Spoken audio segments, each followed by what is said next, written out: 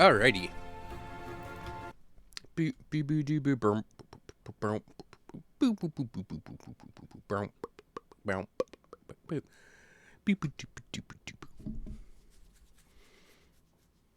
That all looks good. Play online. Alright. Still a little under the weather.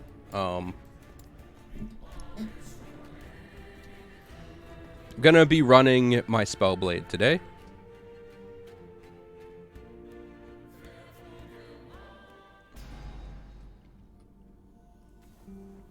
Goodbye, health.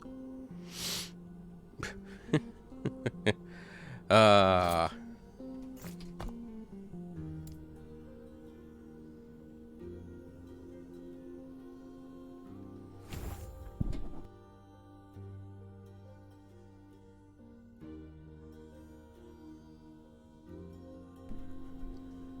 Yep.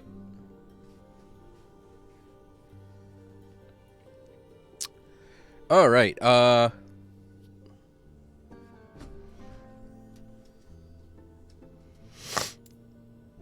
Pardon the sniffles. I'm almost over the cold I had.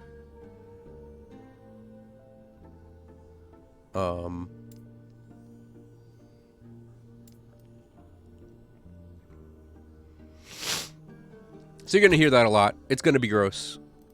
Big boy pants, deal with it. All right.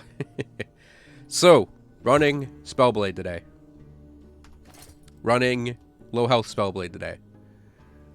Going to be doing empowered monoliths. Almost said rifts. So I'm just going to hop to it. Thing I want to get this switched over to percent armor. I have gathered up the armor node, blessing, whatever, from Spirits of Fire. So, yeah, I did start this. I want to get the percent armor stacked with that. Alright. Hey, Yukari.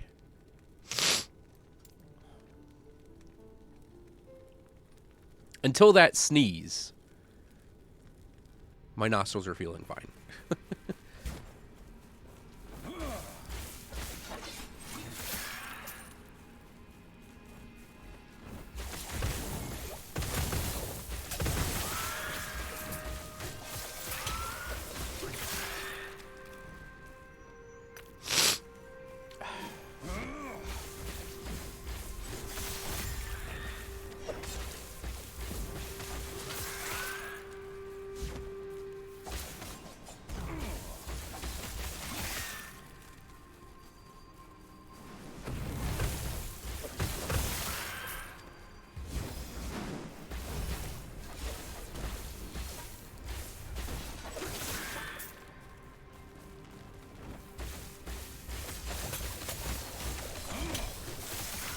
Ooh, that was a spicy one.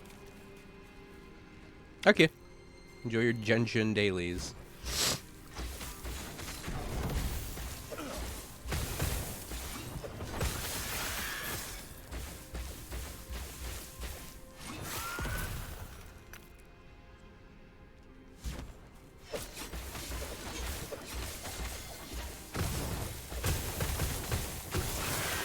What's up with my nose? Is actually something on camera on my nose. Did I lose it again? No.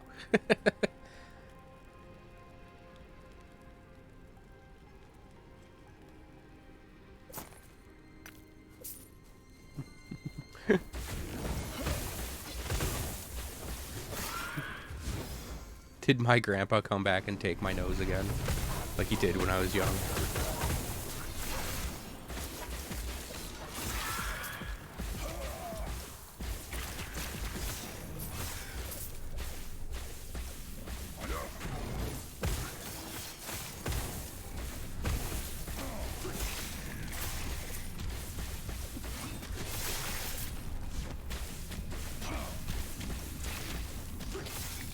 Oh yeah, I'm definitely doing that with my Spellblade, see now. For now. I was actually thinking of doing a Fractured Crown for him.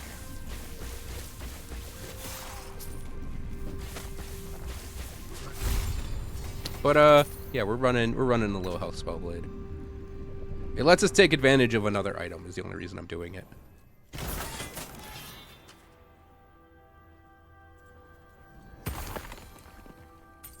I have an insanely robust loot filter. It just has a lot of stuff still in it.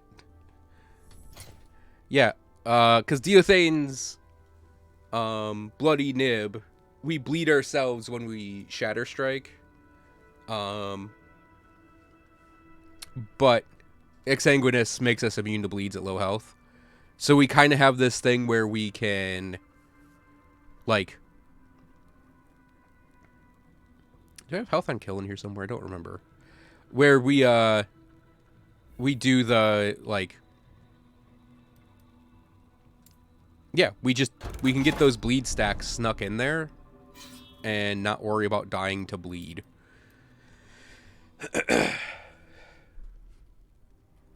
Yeah, I just don't have a loot filter where I turn every single item off.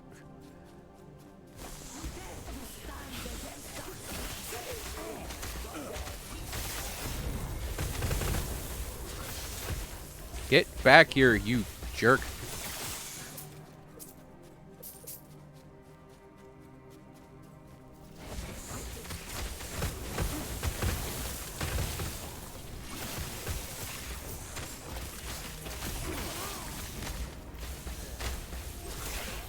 Oh my god, just fuck off and die.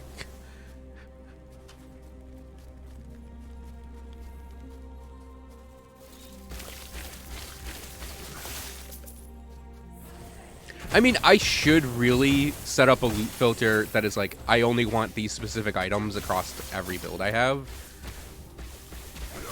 But yeah, I'm lazy.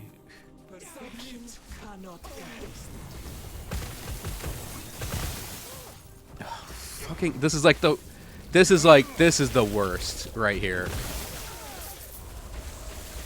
Stop moving.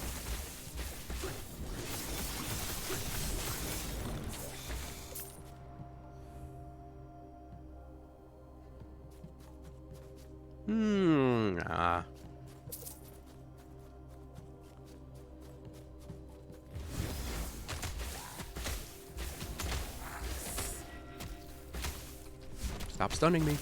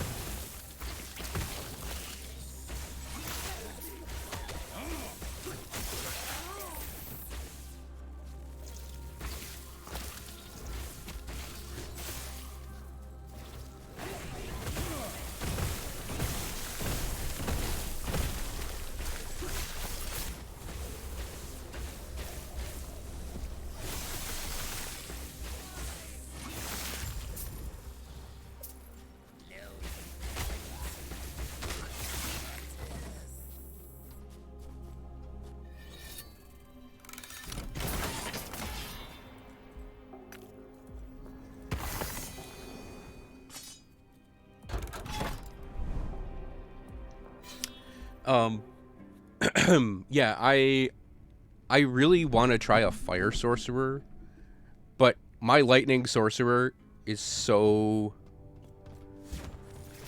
like, exactly what I'm enjoying playing right now that I'm like, I don't know if I could stomach doing a swap for it.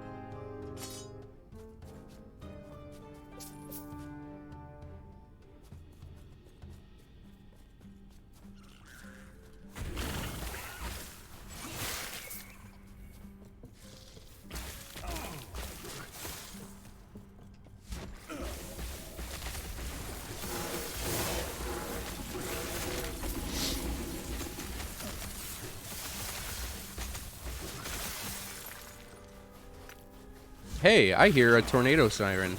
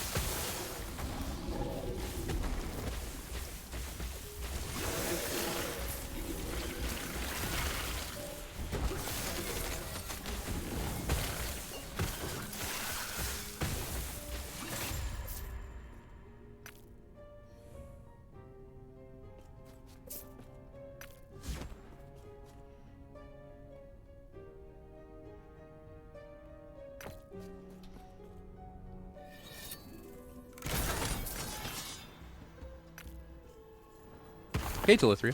Lucan still sucks for minion builds. I mean, he sucks for builds.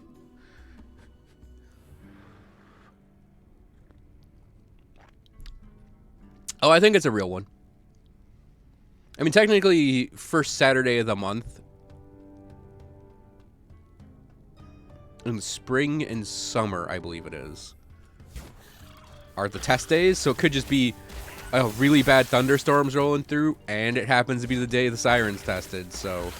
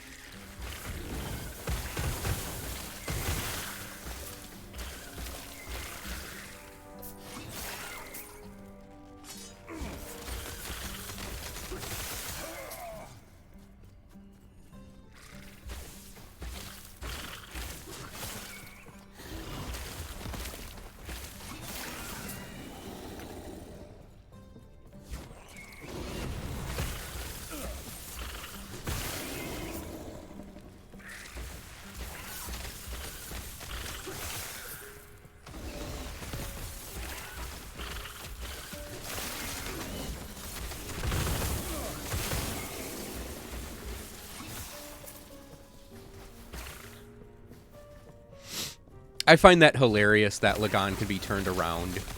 Like he starts attacking behind him.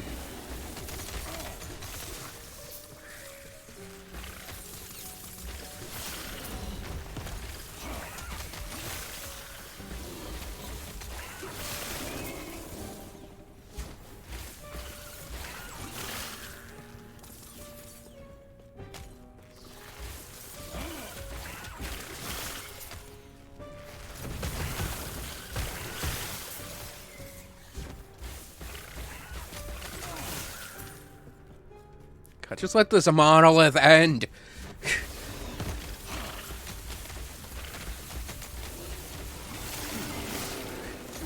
I'm just clicking it.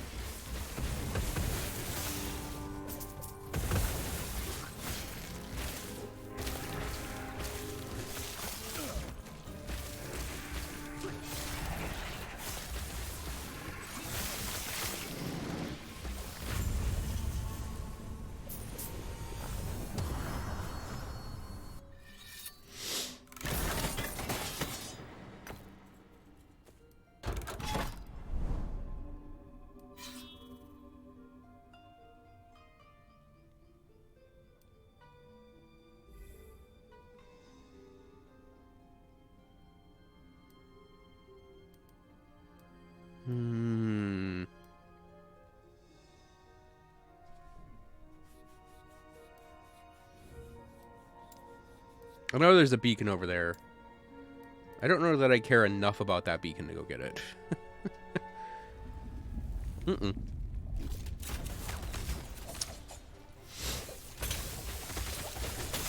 So much for grace periods, right? Nope, nope, nope. It's archers. The one weakness of low life.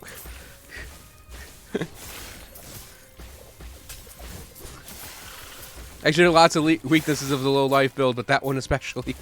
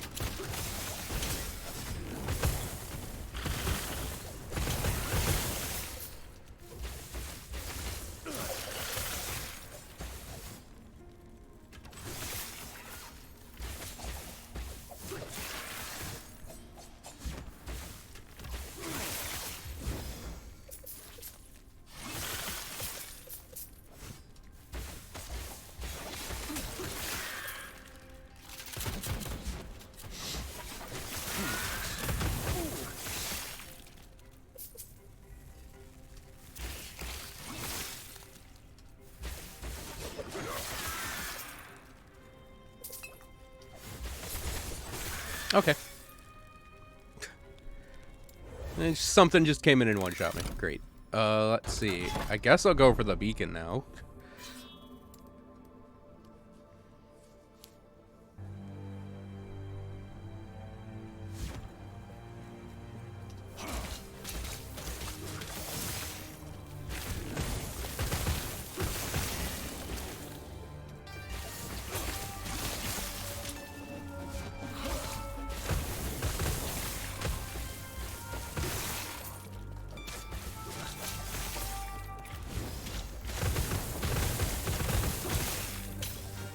And it's like I just got out of archers in one arena and we have Wingari axers in another, so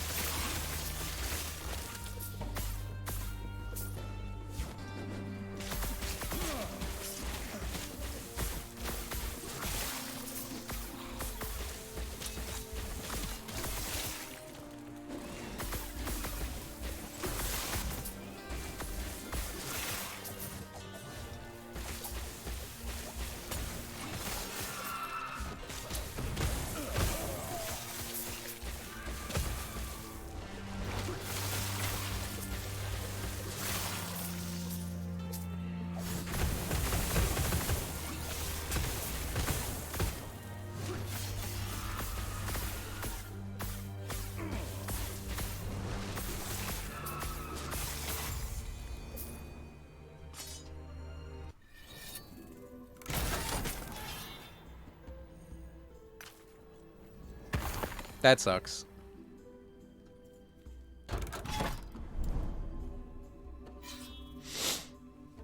There was one day I was playing a couple weeks ago, and I had something like 5...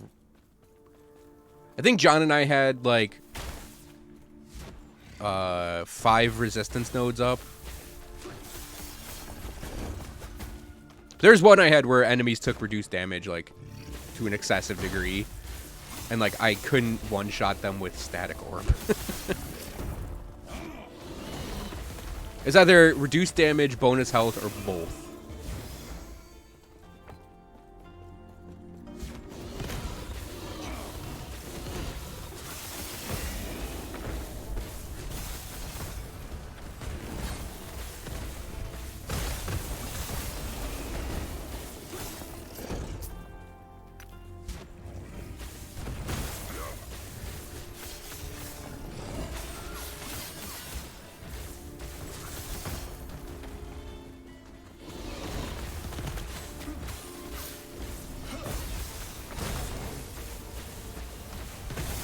I think Glancing Blow applies to everything. So it makes it a strong defensive ability.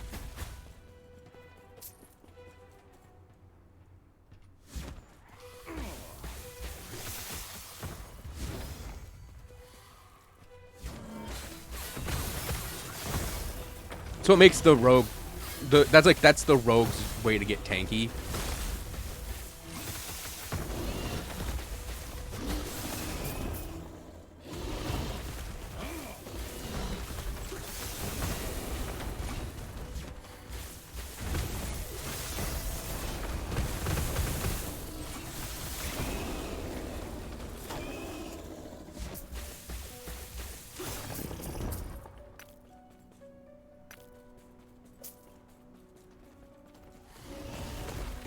Actually, as we're looking for patrolling enemies, and I was like, just going along, doing whatever.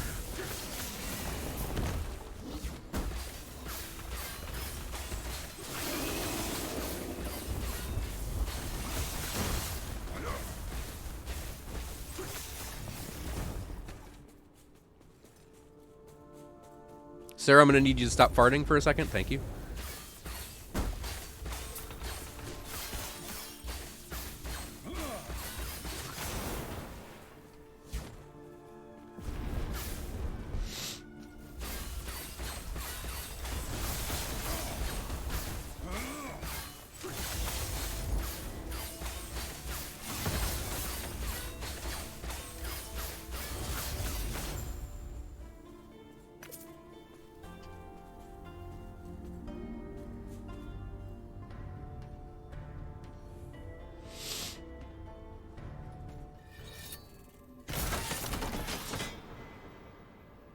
Ooh, nice, Sino.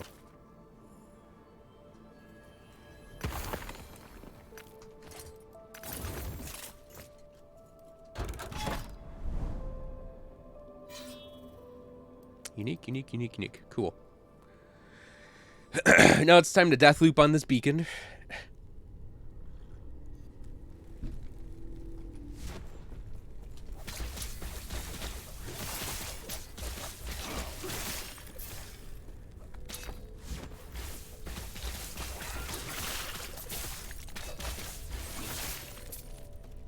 I mean, it is Wingari Raiders a lot, so we could die to axes here.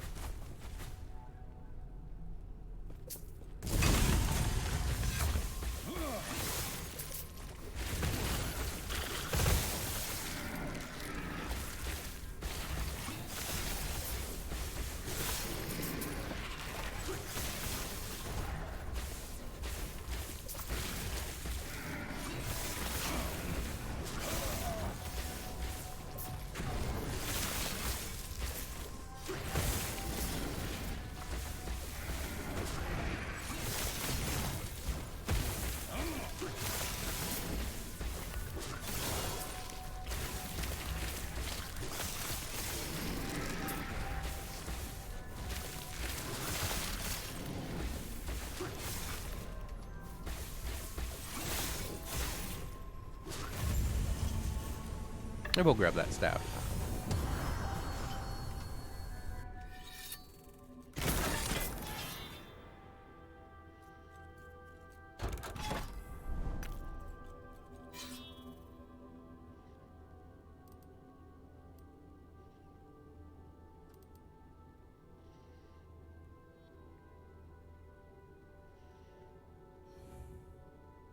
I'll do this unique, this unique, this unique, that exalted, and that should get me through the boss.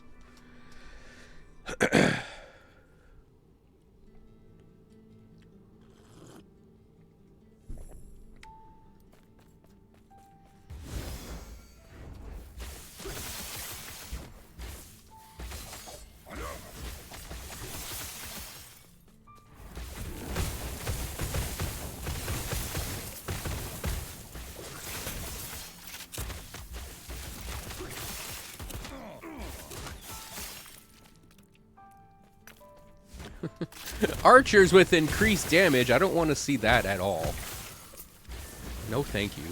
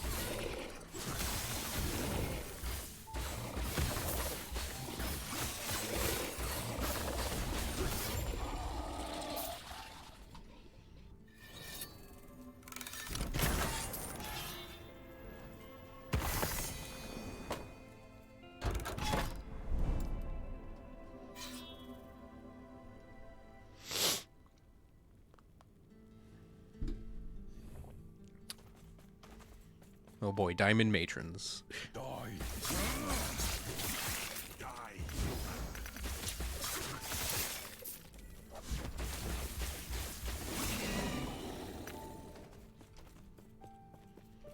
The hunt.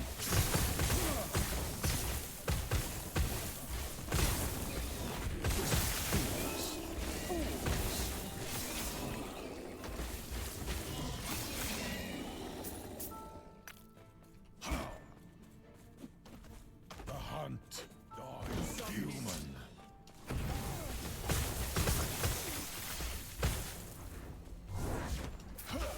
Majata has entrusted this to me.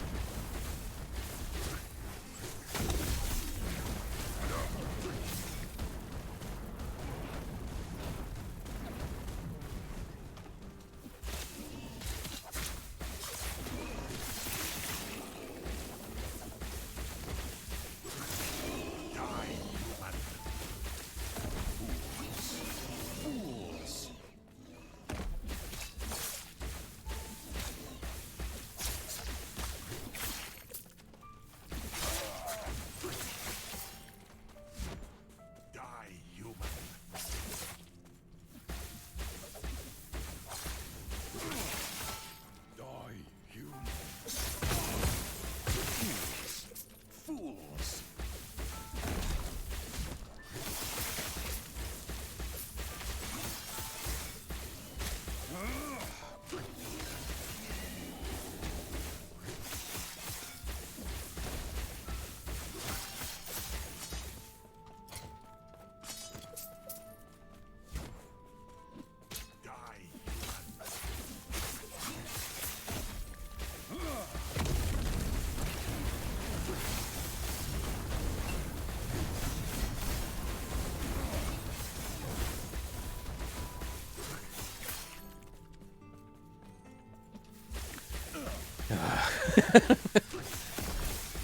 I haven't been talking much because, you know, I have a bit of a cold right now.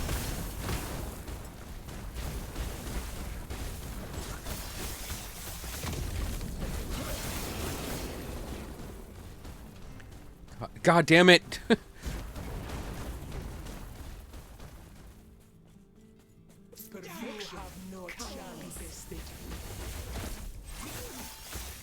Of course, there are frickin' Wingaria around there. Pathetic.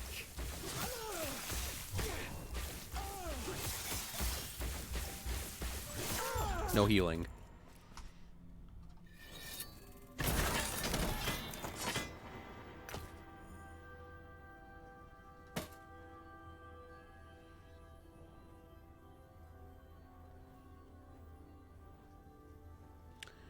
Those aren't bad for an endurance threshold pair of gloves. Maybe put crit on them?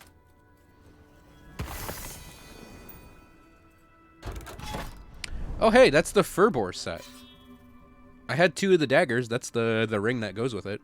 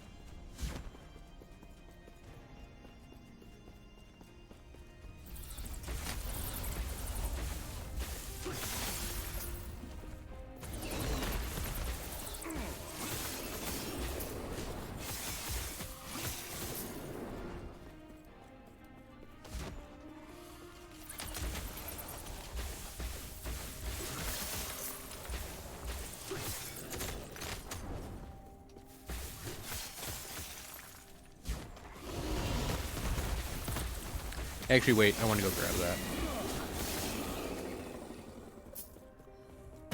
I want to start getting, like, some channeling stuff together for this idea I have. It's probably a really bad idea, but I want to do it anyways.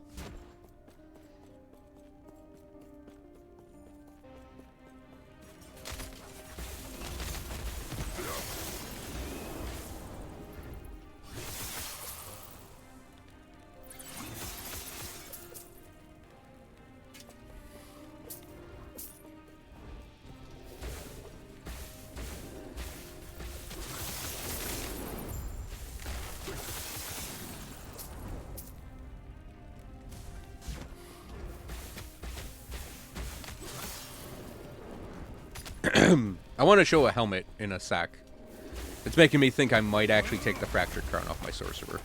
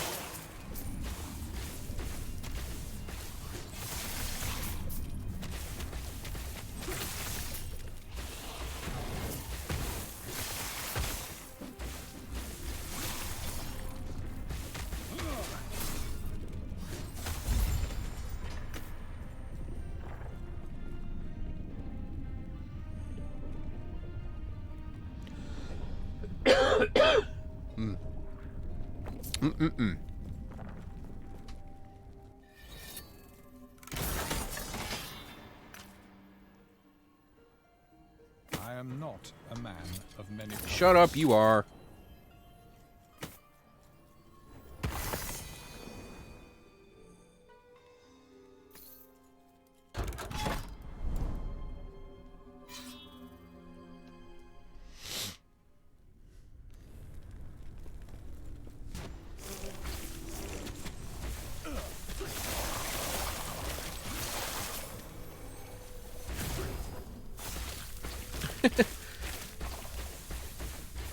I like that that thing just like dived me, but was like flew past me doing it.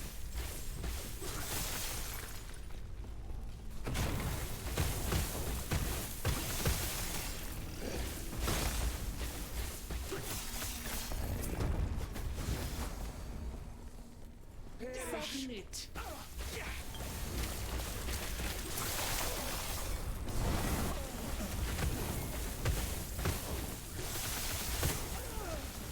have no chance.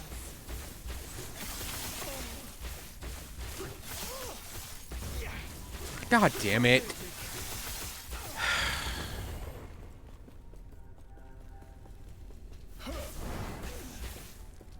Majaza has entrusted this to me. Submit.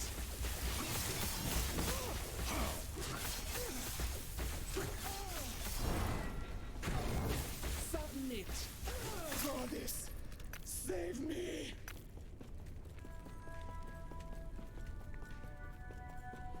I love having my time wasted. It's amazing.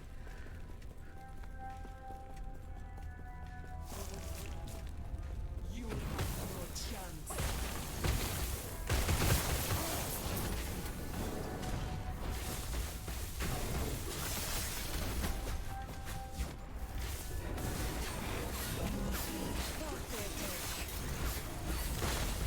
It's a shrouded gold elemental next to this diamond matron who just full healed herself. That also does like a protection thing.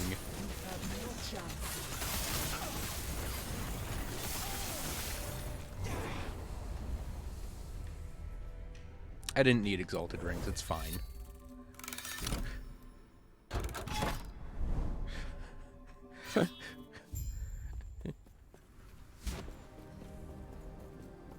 This is a mercy.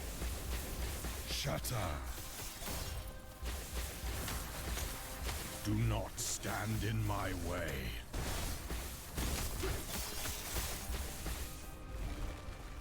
This is gonna take forever. This is a mercy.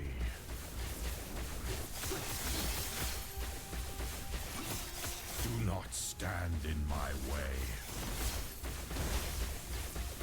Shatter. This is a mercy. Do not stand in my way.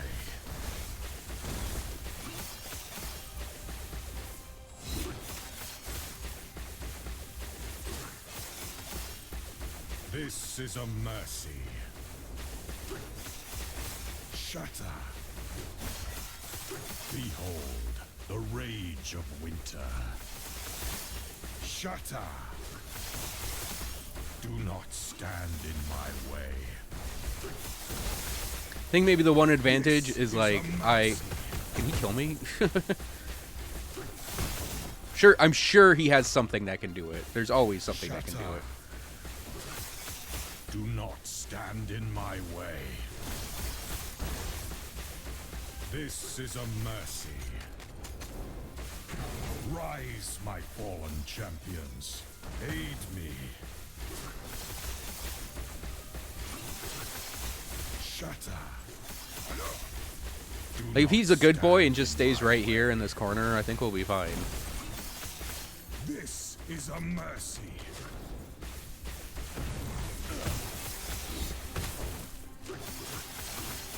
Shatter.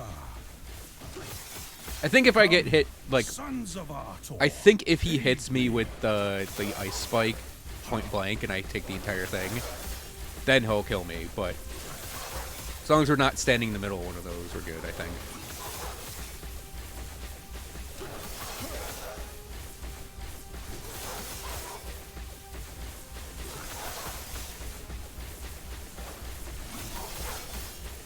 Herat? Herat, are you okay, bud? This is a mercy. I don't care, but, you know, I'll take, like, a ton of free damage. Oh, I think we just ate an ice spike fully to my face, so maybe we're fine? No, don't run out of the corner. Thank you. Stay in that corner, please. It's fun. This is a mercy. I did what I must to protect my people. Armor, please. Give me the armor. Thank you.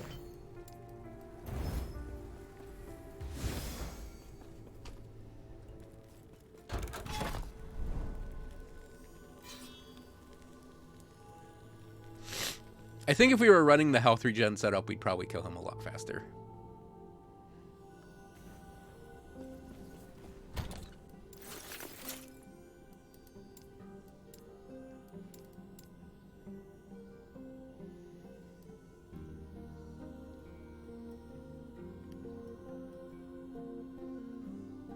I picked up the... Okay, sorry. I'm like, I picked up the helmet, right? I'd probably say... It's probably a little better than that one. Like, it's lower base HP, but the other stats are better. And then for this, 87, 250, 11, 70, okay. I specifically grabbed that staff because it was a minion-y staff.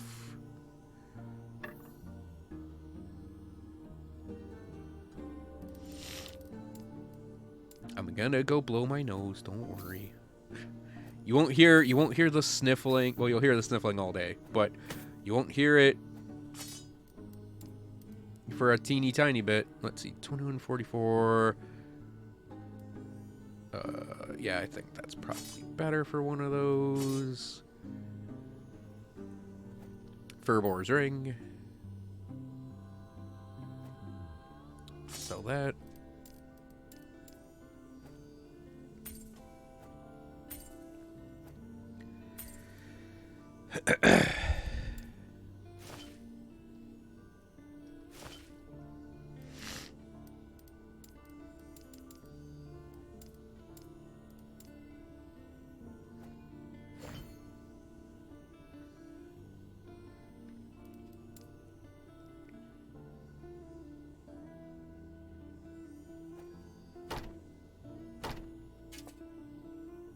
Break that down. Break that down. Wait. We want to sell that sword. Keep those gloves. We'll keep those boots. No LP. Sell it. Keep it. Sell. Break down. That was an accidental pickup. Sell it. Okay.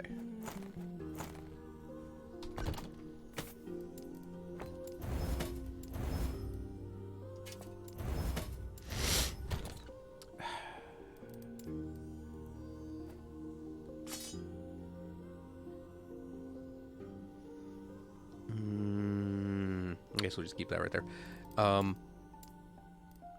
I've been so good about lining everything up appearance-wise. And then, yeah, that's definitely a pair of mage gloves.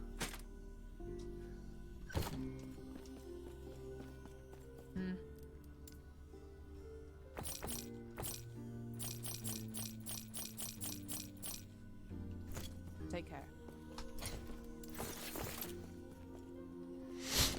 Okay, BRB.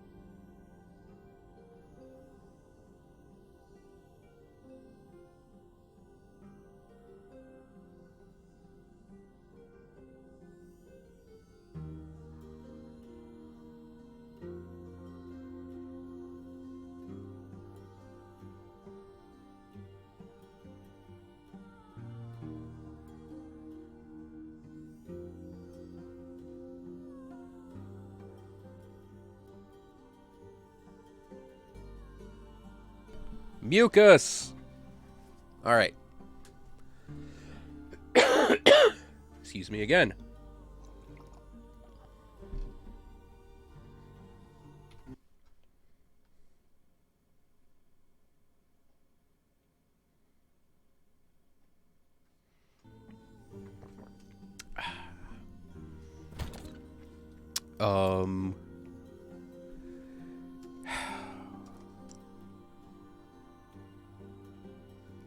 Just a really soft sigh over the fact I might be switching off of Exsanguinous. Oh yeah, I wanted to show this helmet. It is... Where are you? I thought it was one of these. Wait.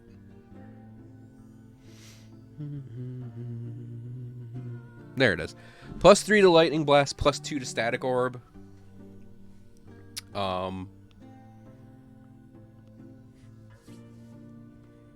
I have been thinking on my sorcerer, because he's running that Fractured Crown, which is this thing, but his is better because it has almost 50% damage dealt to mana before health.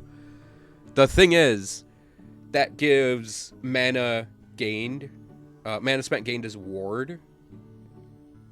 And there's a way you can build the sorcerer, where if you go for this Lost Knowledge, you gain ward based on your maximum mana when you use a skill that costs at least 40 mana. He has a lot of mana. He has over 1,000. So he'd lose maybe about 200 or 300 mana. So he'd be at like 800-ish. So pretend max mana, he'd gain like 80 ward on a cast. And you can get Static Orb just a little bit above that 40 to make it spammable. So I'm thinking he could run this helmet and just chunk away with the Static Orbs. And then I have an open Fractured Crown that I can move over to this guy. And we can make him super duper ultra tanky. But he'd lose all of his ward stuff. Right? So his passive would be irrelevant here. But he'd free up 8 points from Arcane Warden. He'd free up 10 points from Mental Fortitude, 8 points from Outrun and Outlast, 5 points from Prodigy, and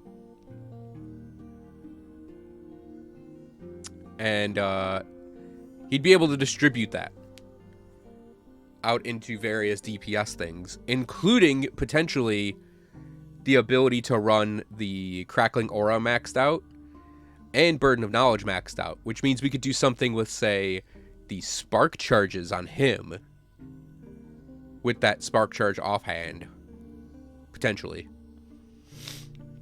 Or we could just do it with Fire and run Firebrand Flame Reave with a huge aura around us.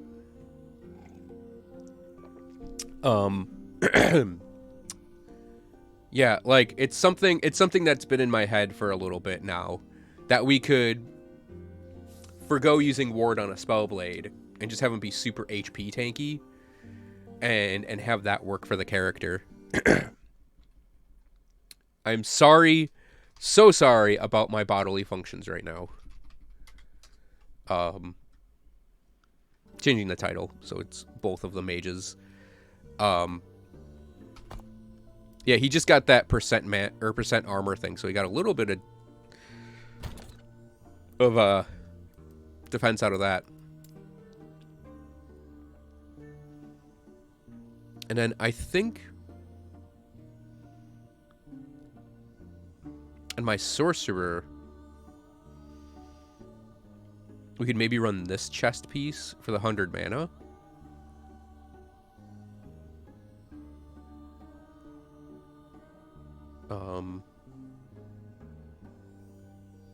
Because I think I'd be giving this chest piece to this guy. Oh, right, he actually has a really good... Never mind, he has this... Well, actually, we'd probably give...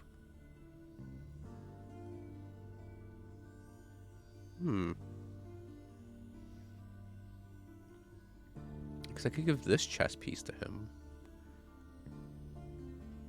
But yeah, this chess piece would go on this guy, I think, because I'd want the stun avoidance.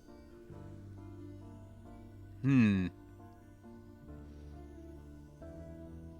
don't think I can afford another tab right now. I wanted to do a tab that was like sorcerer builds or mage builds, because I have everything divided up for them right now pretty cleanly, right?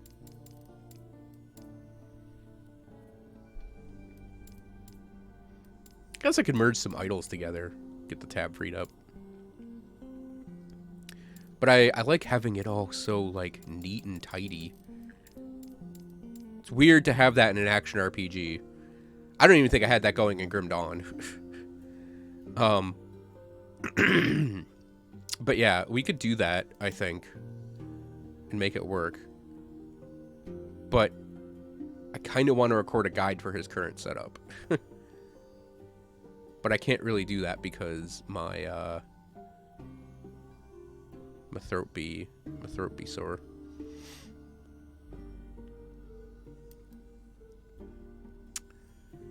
I guess I could just set up the health regen thing on this guy. I'm trying not to cough into the microphone. That's just like, I think, my biggest thing right now.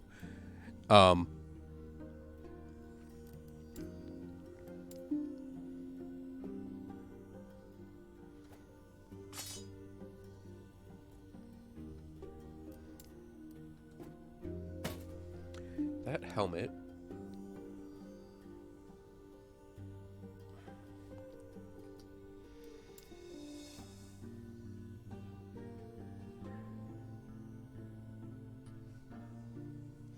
Now I need a chest piece that has high health regen.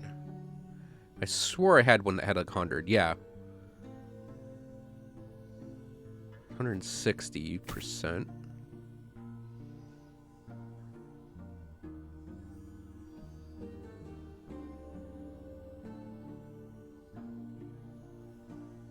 Oh. Yeah, I think it was that chest piece we were wearing before. Okay, so that's our chest piece. Gloves. Those gloves are never coming off of this character. But we do need some boots. Welcome back to Lithria.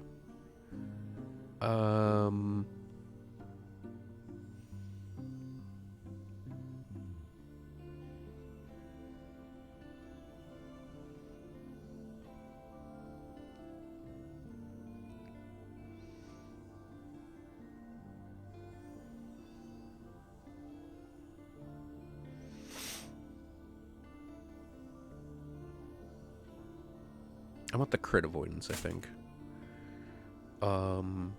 Belt. Keep that belt for now. Rangs.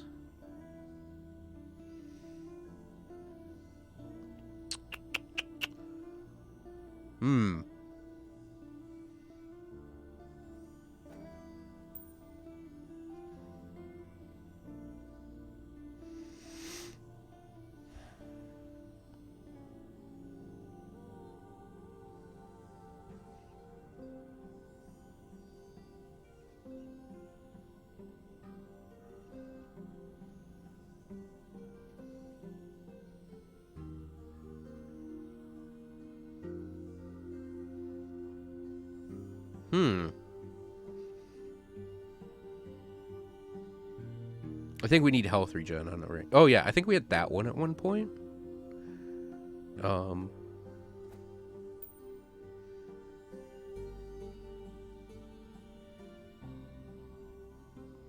Unfortunately, I don't want to trade this amulet out because I know I have health regen on an amulet somewhere that's really... Yeah, it's like that one. Because we have a freeze. Like, we have a cold amulet that has big health regen. It's just... I hate stun in this game so much. It, like, legitimately annoys me how easy it is for enemies to stun you.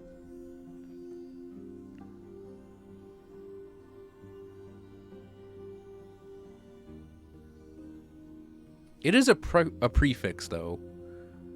I mean, we also lose 2 resistances, or 3 resistances, actually, out of it in trading for 1.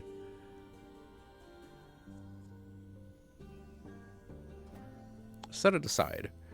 And then offhands, we're using that shield. I don't think that shield's coming off anytime soon. We need a relic, presumably something with health regen that also can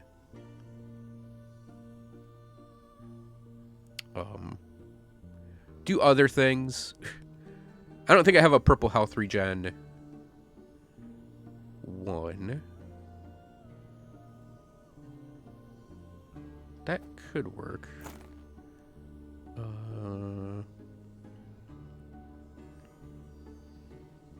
Oh, we do have a purple health regen one. But I don't like the implicit on it.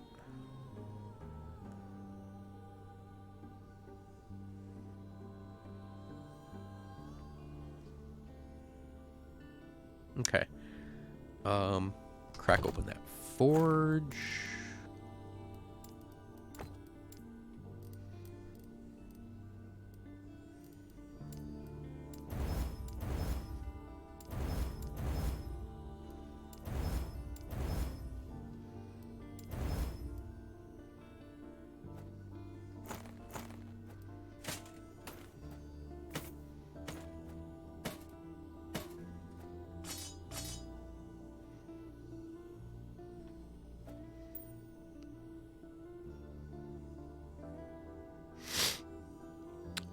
It would have to say, I believe it would have to be something like, nice. Elemental damage to minions or something like that. You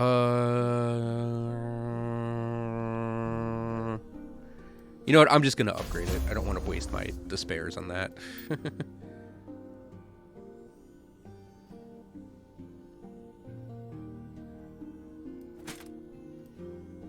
Up the ring. Oh, that's not bad. I was actually a little worried about my resistances. Yeah, that's where they tank. But it's still not that bad. Stun avoidance is wanting, but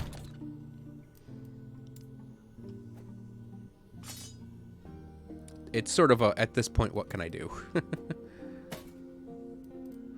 Armor. This guy definitely still gets to hold Exsanguinous.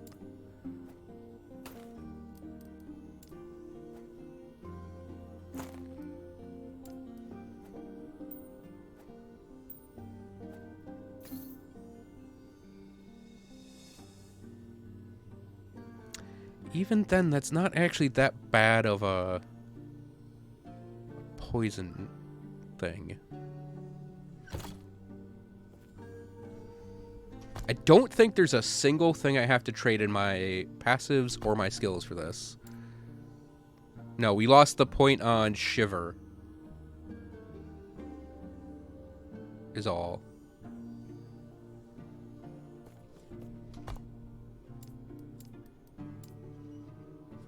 So you can respec a point and put it back on that. It's not even a huge deal with that. FX for rolling.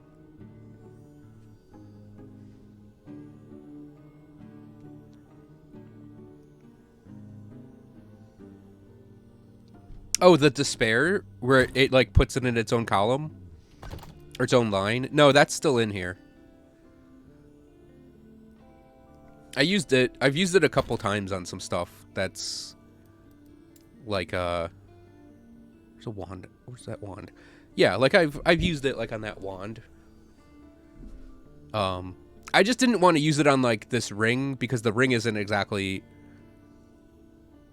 I mean, it's not a bad one, but it's not exactly a good one at the same time. So I would say 200 isn't terrible health regen. Well, yeah, they're kind of a rare drop too. So 328. Yeah, that's a significant amount of health regen. So let's break open that forge. I think I just want some base cold damage on this, actually. Again, I'm not looking to break the bank on these.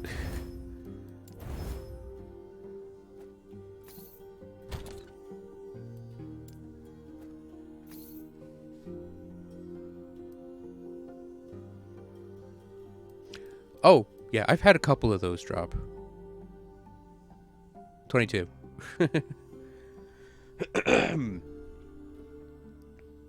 Only reason I'm not using those is there's no health regen on them.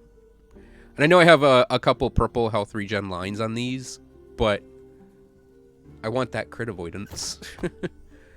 So many defensive things we gotta manage here. Cause I don't. Yeah, Reign of Dragons. I got necrotic res. I guess we need to go do Reign of Dragons next to get the crit avoidance or the all res. The all res would actually be a pretty good idea.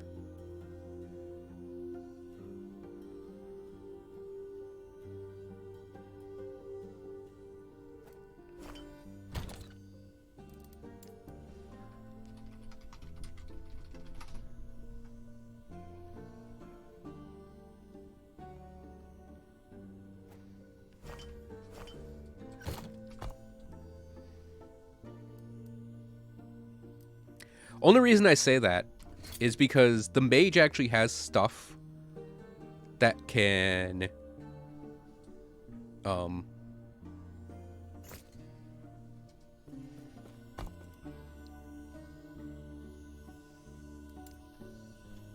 mage actually has things that can give it crit avoidance, even though we're not wearing that stuff right now.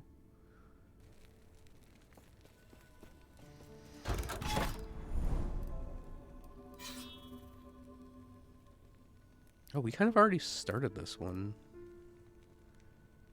Okay.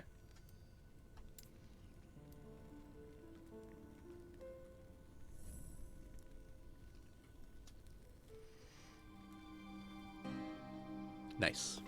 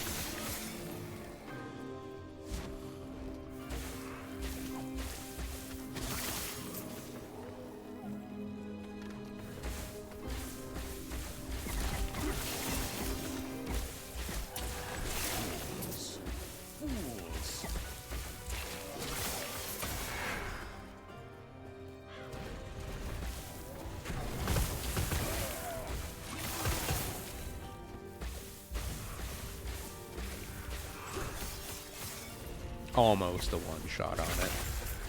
Yeah, that definitely hits harder.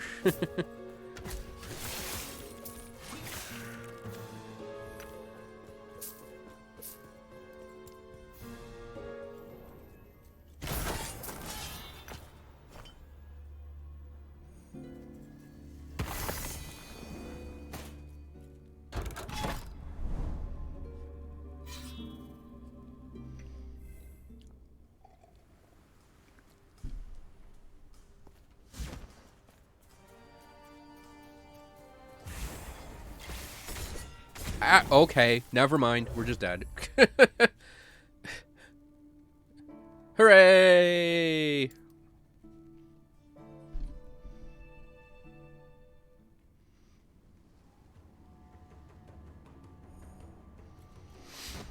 There's a level of eye rolling involved in that. Okay. What the fuck was that?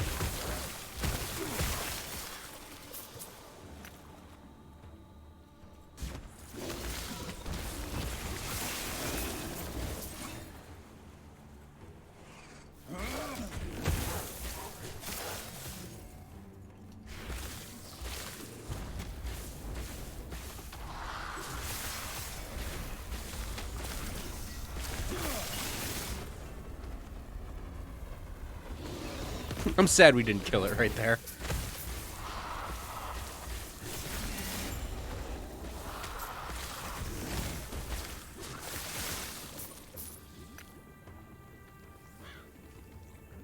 Just had a miss aim on it.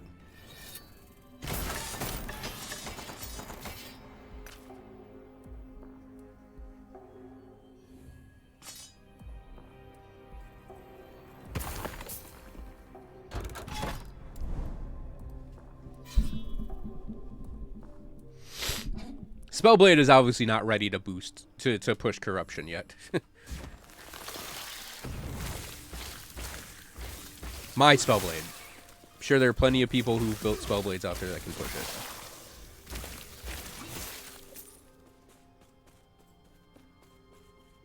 Oh boy, it's patrolling Diamond Matrons again. I'm so excited about patrolling Diamond Matrons. It's my favorite.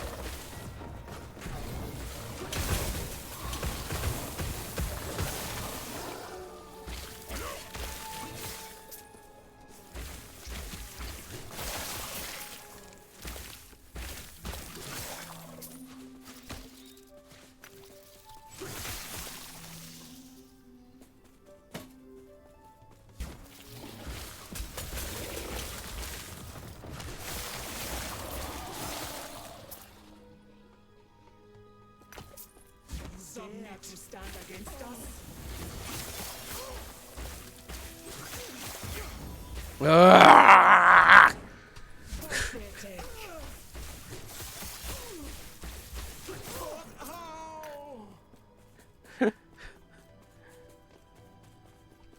My soul dies a little every time they get a heal off.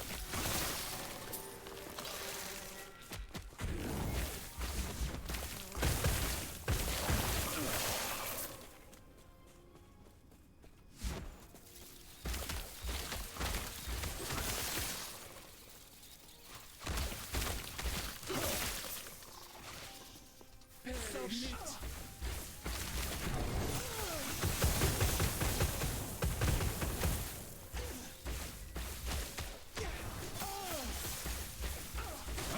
Goddess, save me.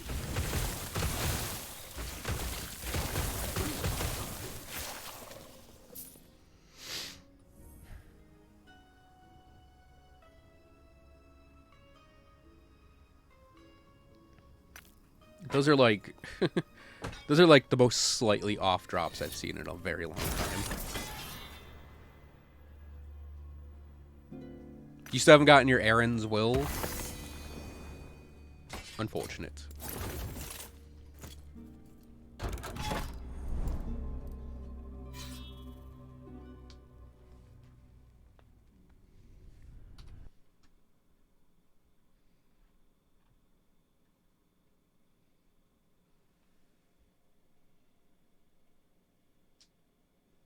You need to color code that, so you know.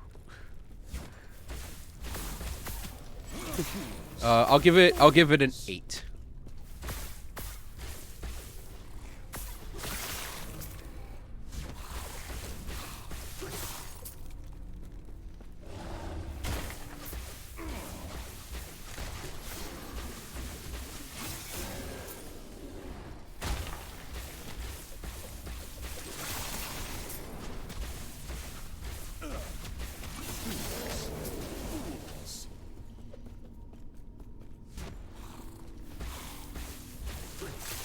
Nice.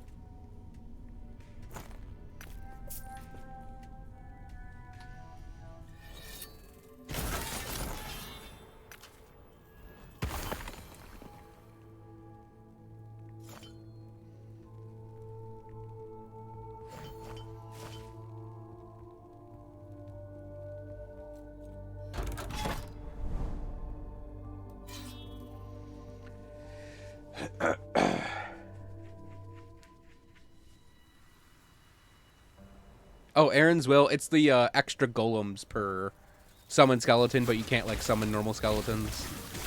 It's a chess piece I want to have drop too. That if it drops, I'll build an acolyte. If it drops, I'll build a necromancer.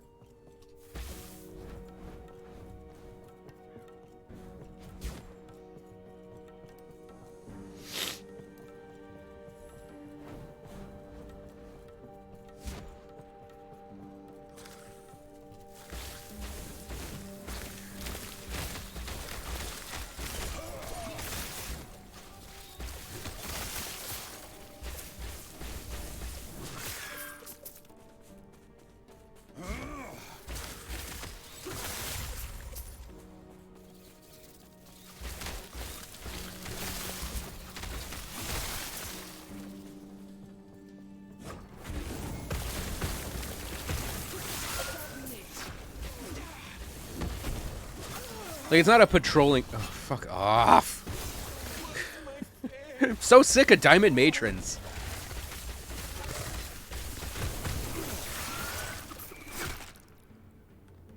Just want them to stop.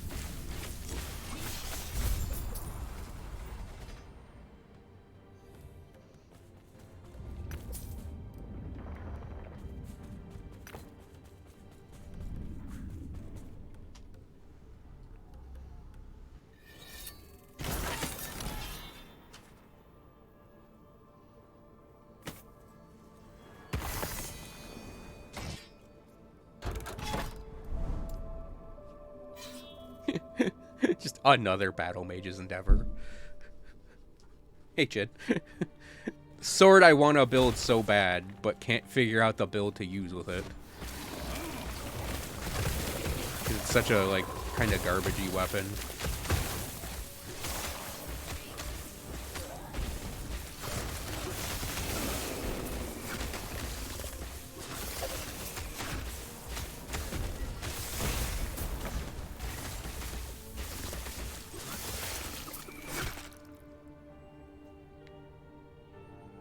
I have like a curling beard hair, like brushing my lip right now.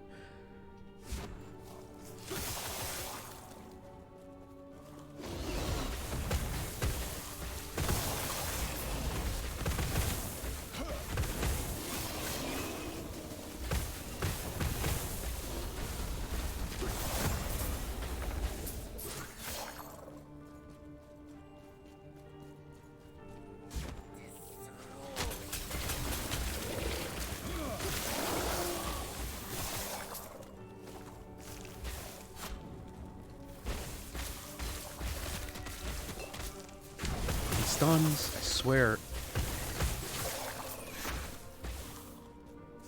I mean, I know I don't have a lot of HP on, which is part of why we're getting stunned so much. It's still a fucking annoying mechanic.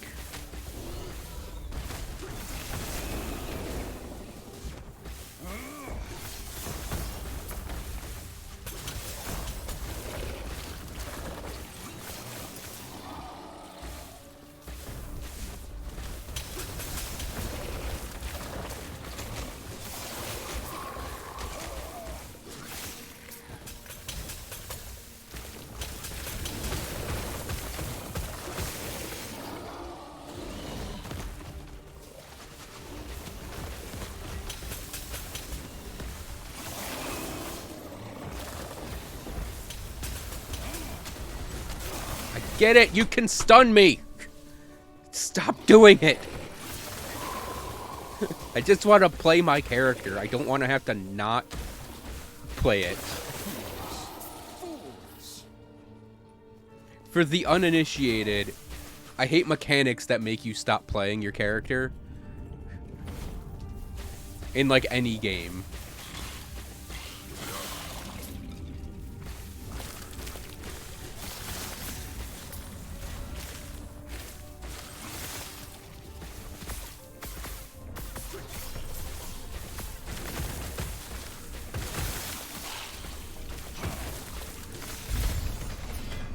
I'm not looking to face roll. I just don't want to have my character stop working.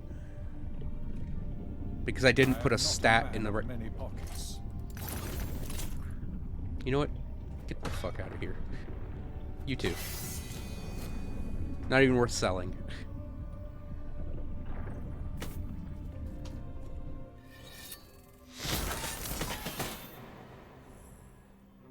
Yeah, the stun in World was really bad. I will admit the stun in World was like tiltingly bad. But yeah, like you had stun res 3 and it was on like level 1 charm, so it wasn't that bad to get it.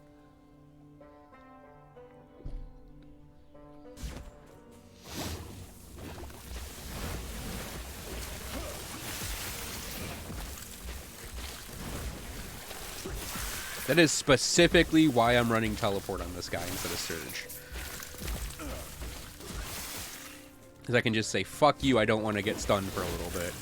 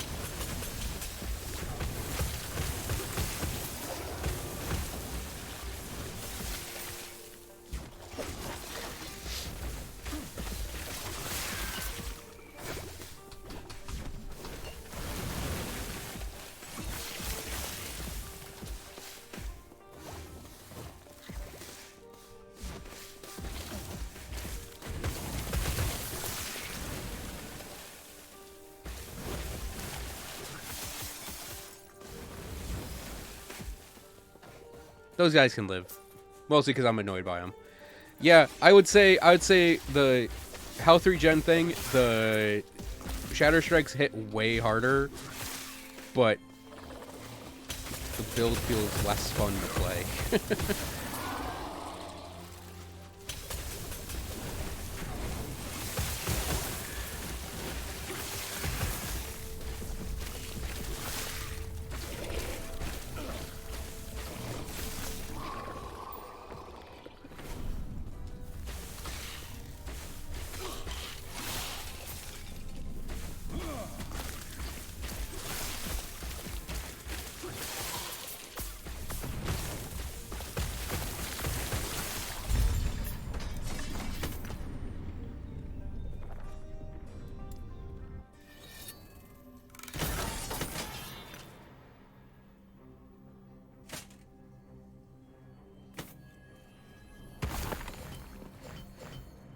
So close.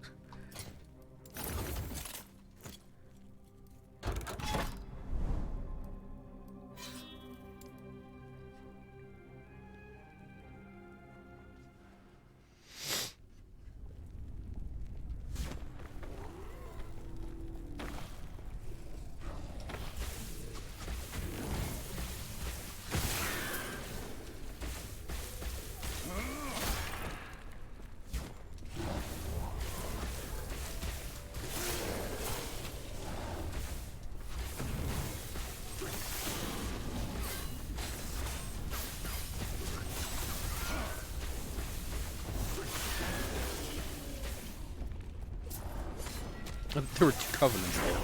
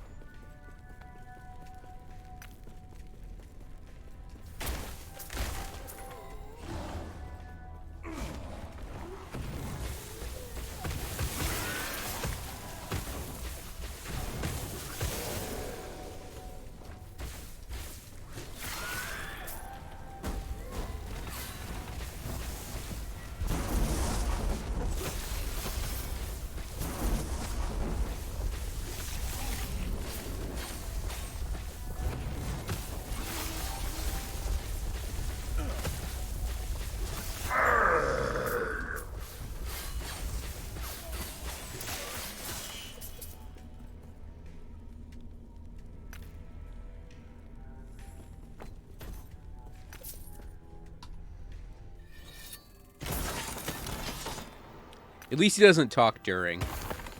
Oh, look at that. Celestial Helm.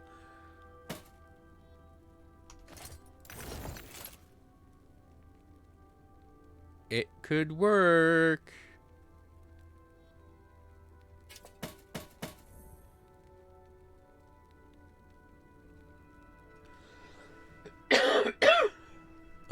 Yeah, we need to put some stuff away real quick.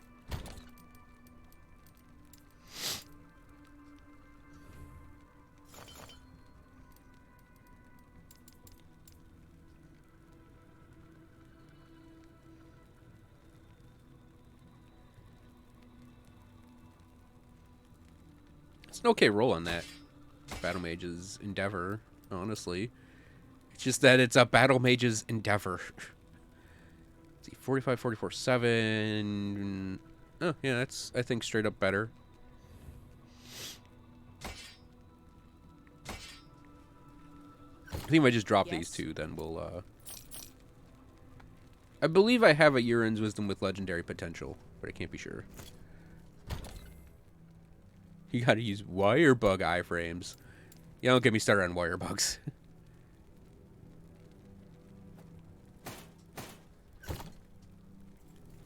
Yes. Take care. Get rid of stun? Yeah. I got rid of stun on my sorcerer. He doesn't get stun. He has a 1,000 mana and strong mind. Stuns just don't exist to him. He just has unaware.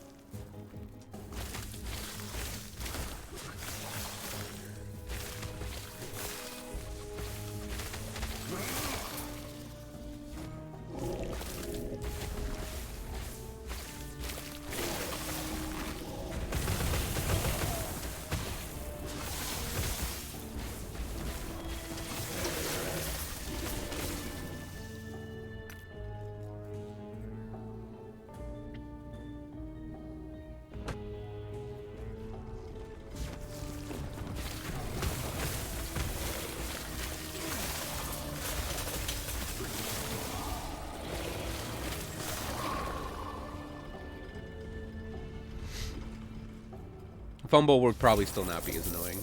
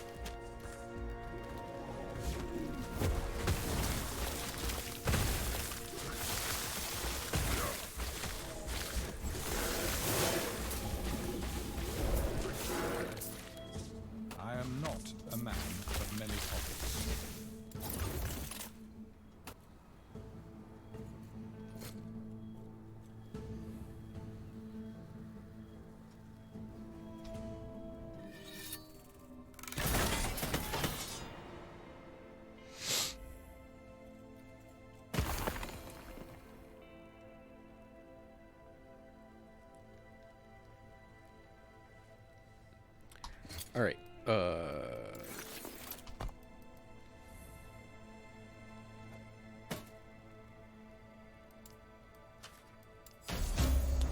Fuck off.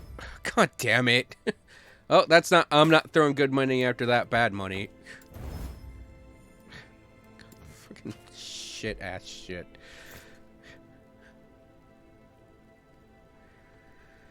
Ugh. My Spellblade? Oh yeah, we have a level. 94. And I am leveling Volka's Razor.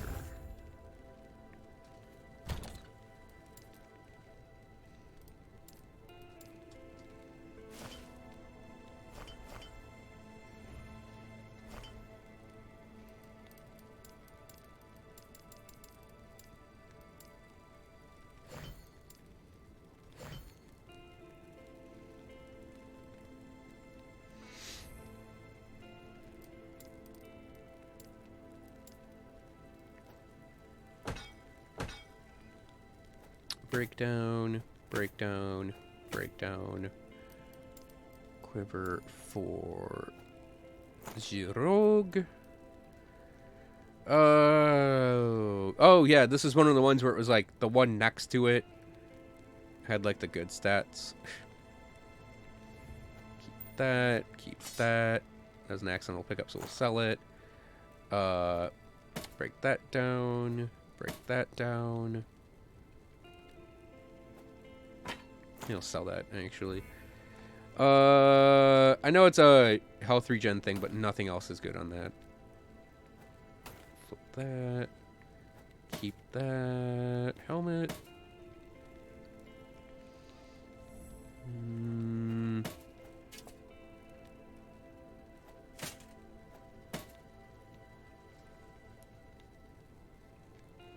Give that to the rogue.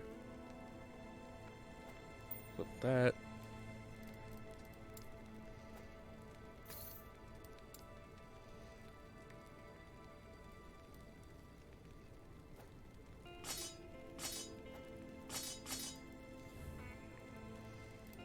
I believe I have a Legacy of the Forest that has...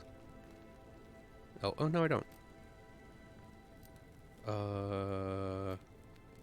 Replace that one, sell that.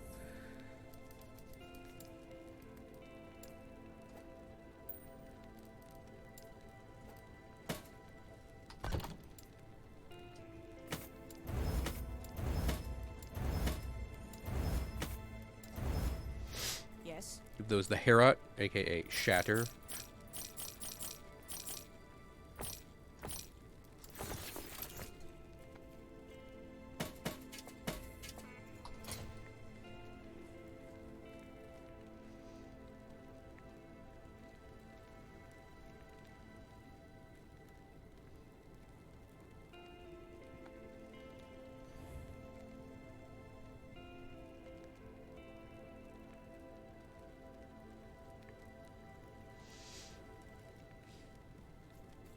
I'm almost 100% certain I have something for the Fire Aura on kill already. That's probably better.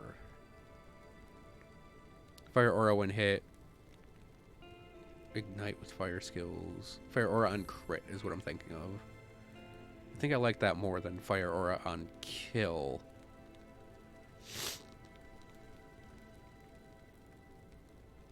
Maybe another Fire Aura on crit thing. So I think I'm just going to sell all those helmets. Yes.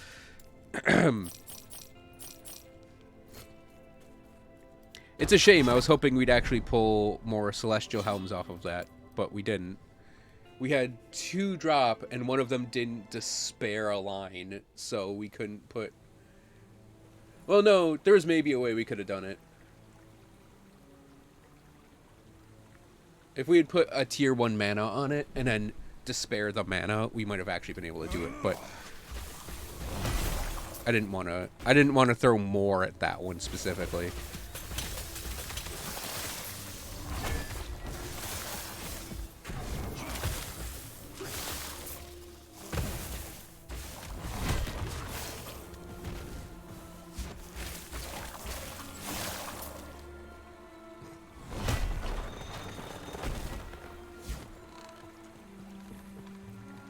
believe we pulled in enemies have a chance to slow. Yeah. Modifier.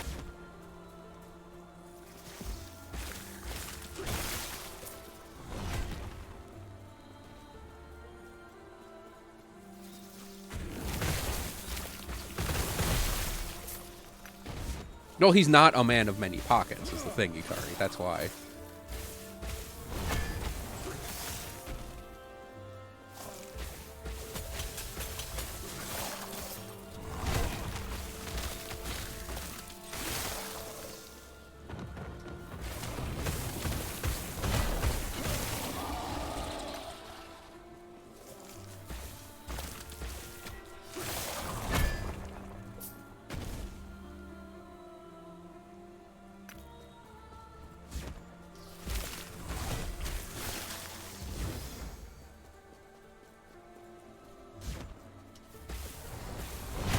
Ow.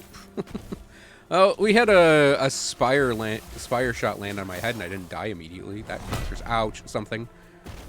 Although I think the flame spires, the bigger hit is the explosion.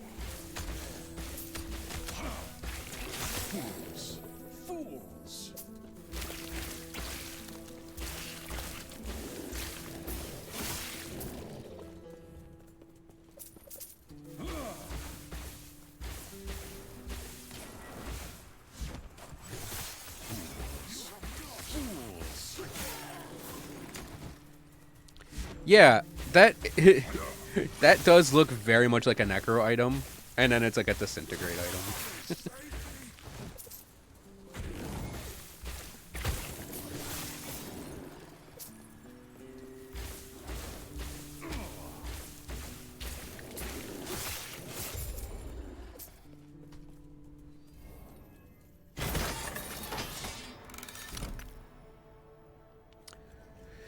Pretty chill little arena there. Oh, let's just try him. Watch me walk into a blood pile and get owned for it. Oh no. Oh, whew.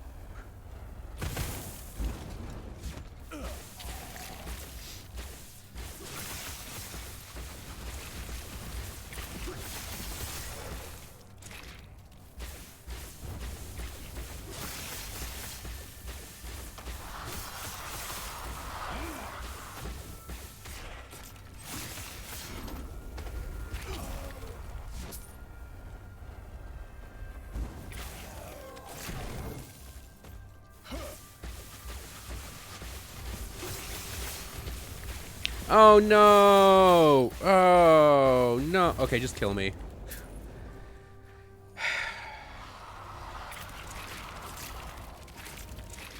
I did make a terrible mistake with this fight.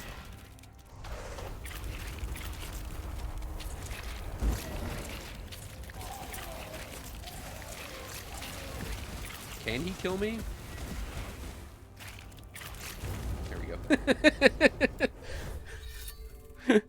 I just realized what happened. The worst mod in the game. Pour more tea.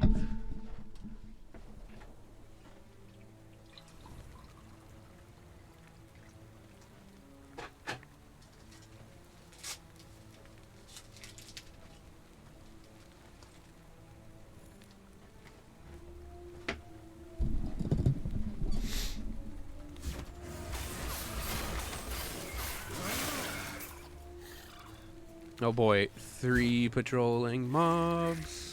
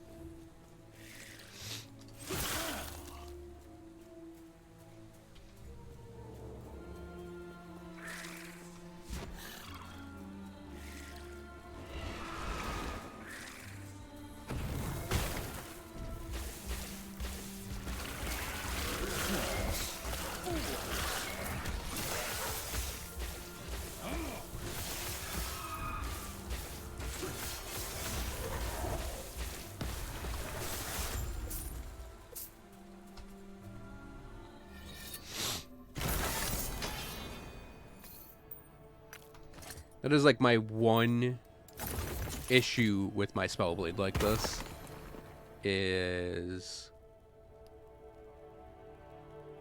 Damn. I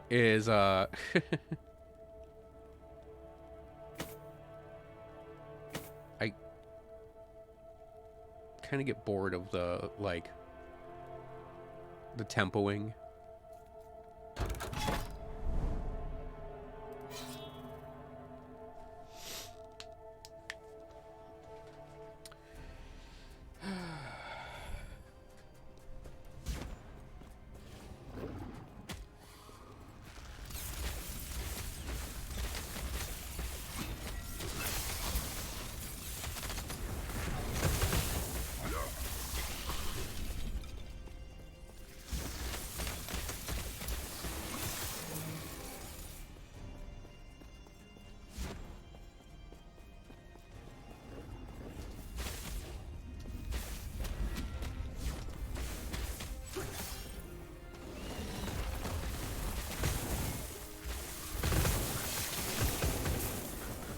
I was over this slow thing, by the way, like 4 monoliths or nodes ago.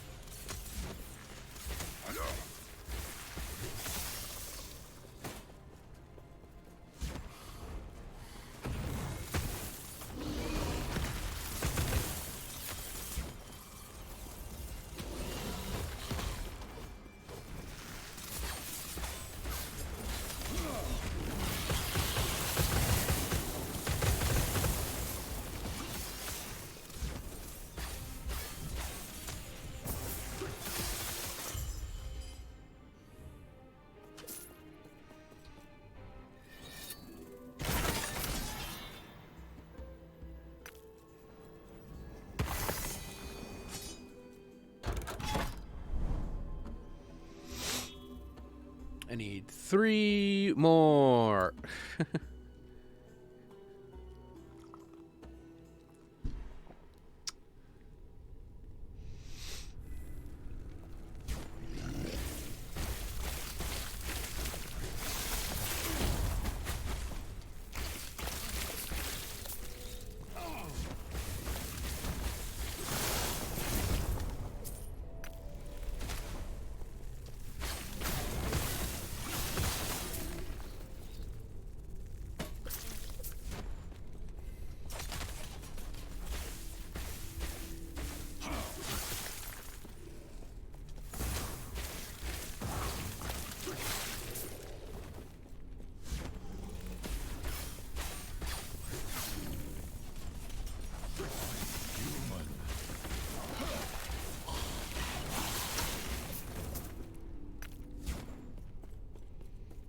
At least they don't slow me on hit now.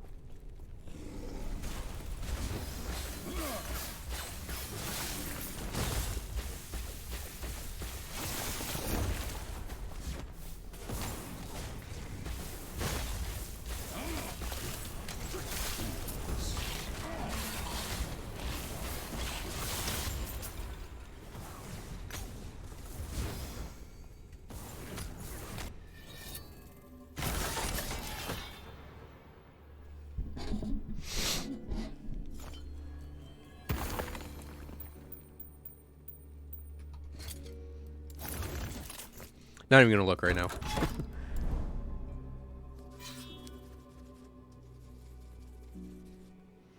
Do the exalted armor and then the beacon, and then we'll slam our head in the bone dragon for a bit.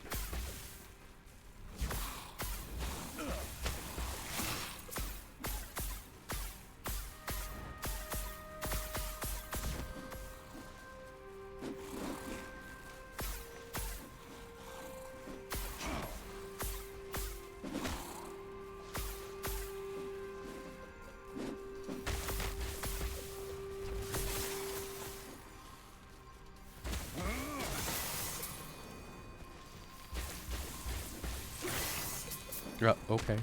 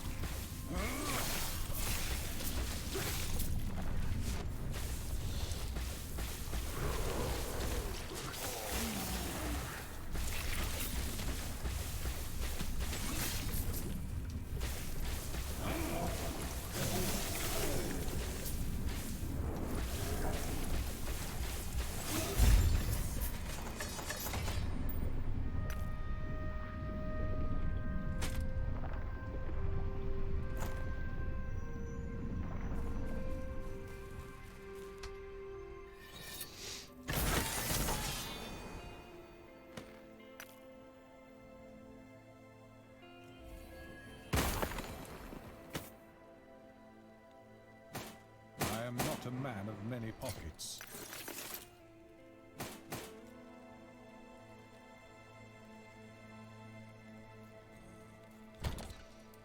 Alrighty.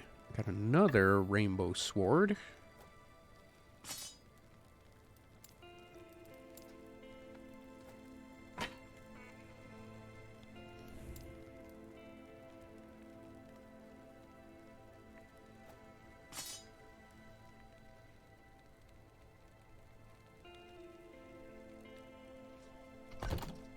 I think I'm just going to do a quick breakdown of some of these things. And then we'll go...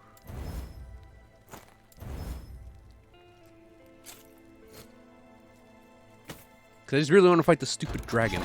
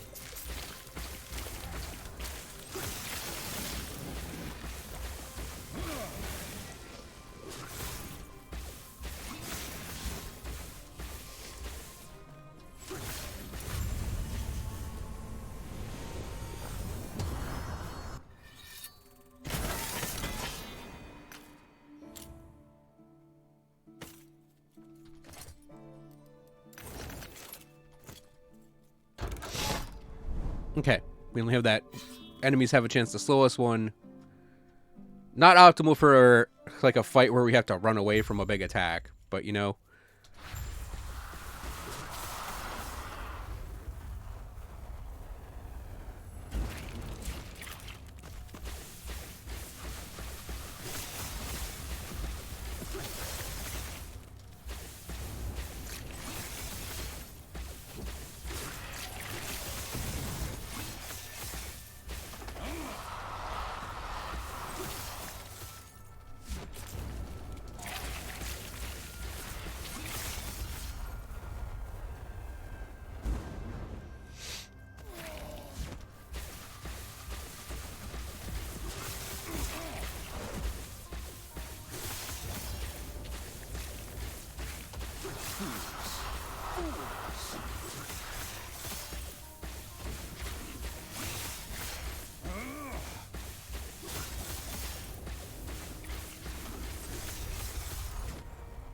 Oh god, blood.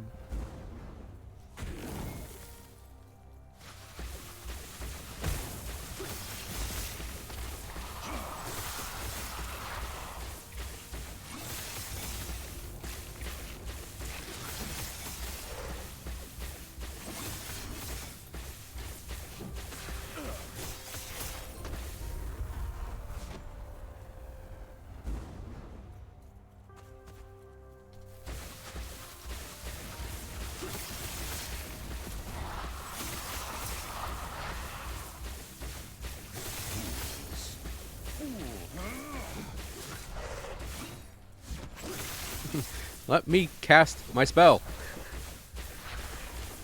Uh-oh.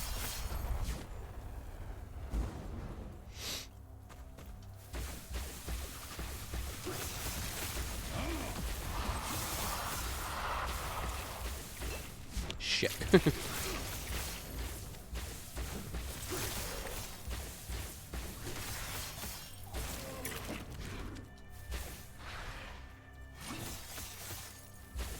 No!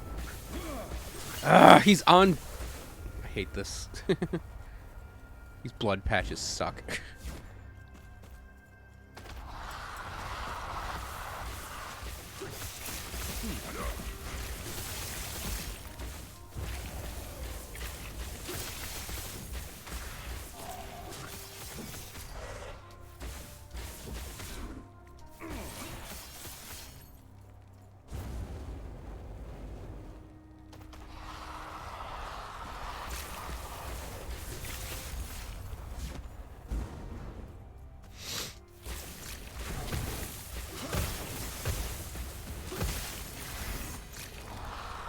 It was mostly because I couldn't see where they were. That's our crit avoidance. And the crit avoidance.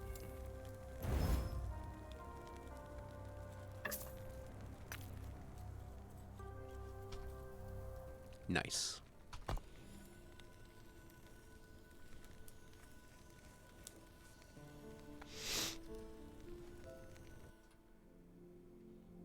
Yes, I can switch those boots out now, I think.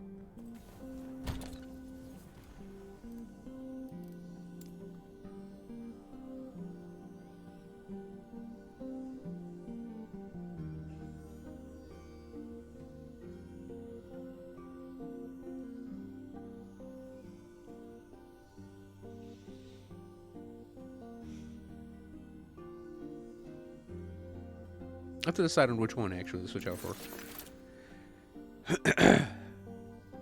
I don't know if I actually had that staff before.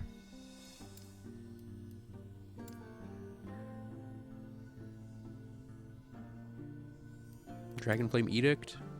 I don't think so.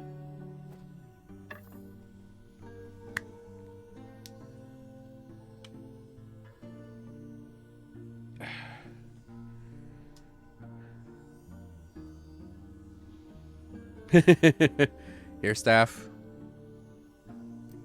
Makes sense.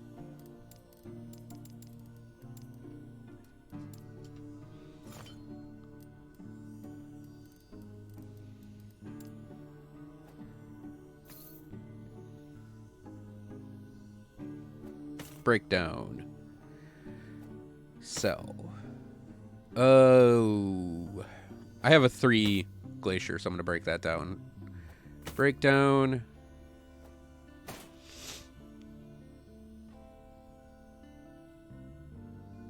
I think I'm going to break it down for the shards.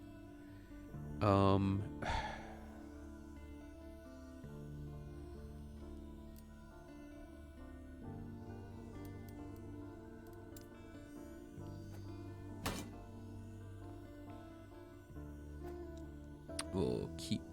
Let's just put that in the rogue right now. Let's see. I'm just going to dump that belt. We got another Furboar's ring. I got 2 Furbor sets for what they're worth. Ooh, yeah, big necrotic damage on that ring.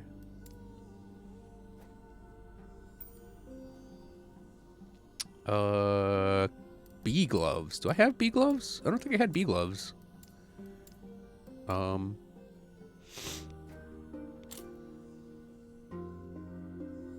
We're definitely keeping this chest piece. That might even replace the chest piece I got on my sorcerer. I think I'm gonna break down the Gain Lightning Aegis one. Isidora's mitts. We have 2 pairs. Those are better than one of them. I'm just gonna sell those. My I think my... Yeah, we got legendary potential on those. That is rolled better, though. So we got the Flame Tornado gloves. Break down that helmet. Oh, sell that idol. I think we can sell that humming bee as well. Sell those. Sell... I guess we could keep... Well, physical and fire together don't make sense to me. I think I'm just gonna flip them. Those will keep. I think that's a Spellblade. Pair of gloves. Pair of gloves, geez. Ring. My brain isn't that scattered, but it's pretty scattered.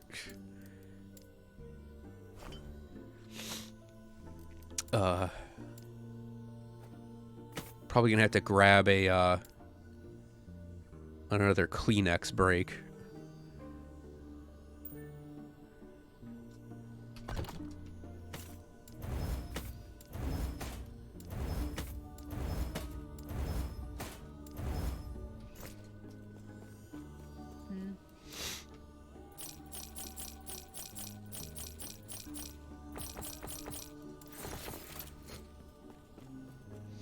Okay, let's do the boot swap, and I think I might swap over to Sork for a little bit. So it's these 2. So we have 328, 375, or 309. So we want the 375.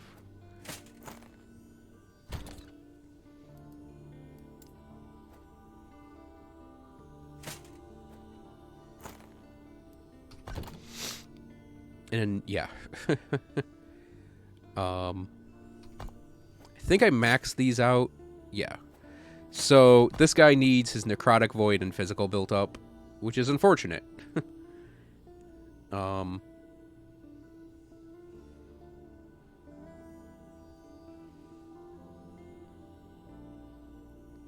might come back to it to work on it. Because the problem is...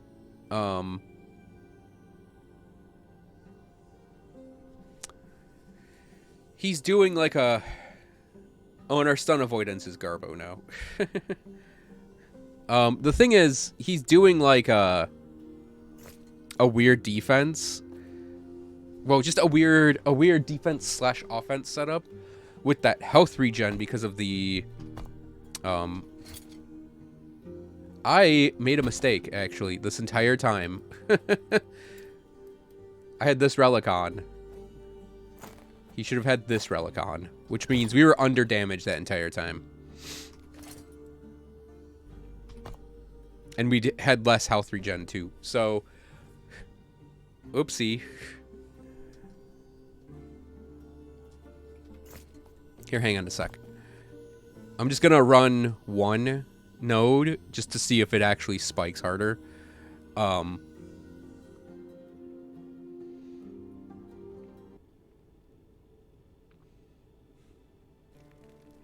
Because I felt like I wasn't hitting hard against the dragon. But I was like, you know, I'm kind of tanking.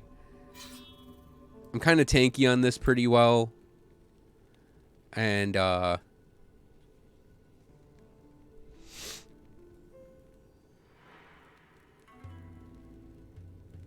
like, I'm pretty tanky here. Feeling pretty good. But I feel like my damage still isn't, like, proper.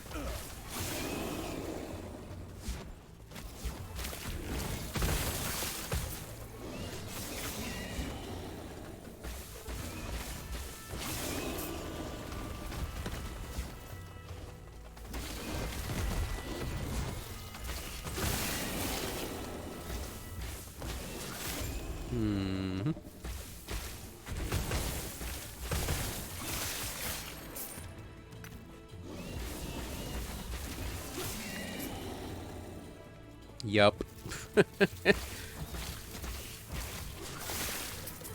Yup. Nice, Yukari. Snake Lady's tricky, especially for casters.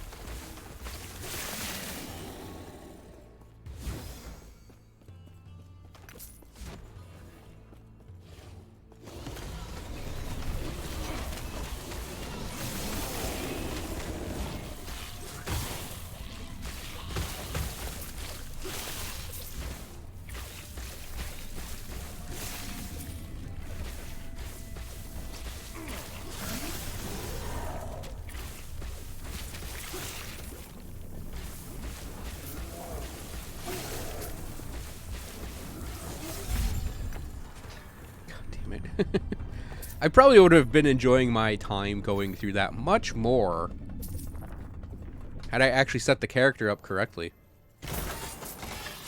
Funny how that works.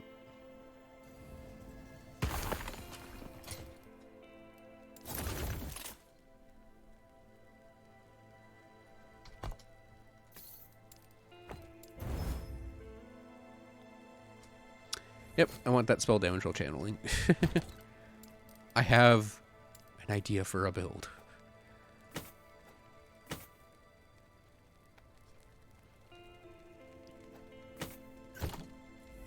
Okay, I'm gonna swap this orc now.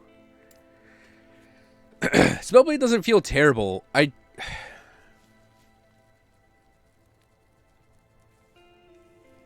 just don't know if I want to continue him as a Shatter Striker, or if I want to do something different. I'll talk about it when I get back. BRB.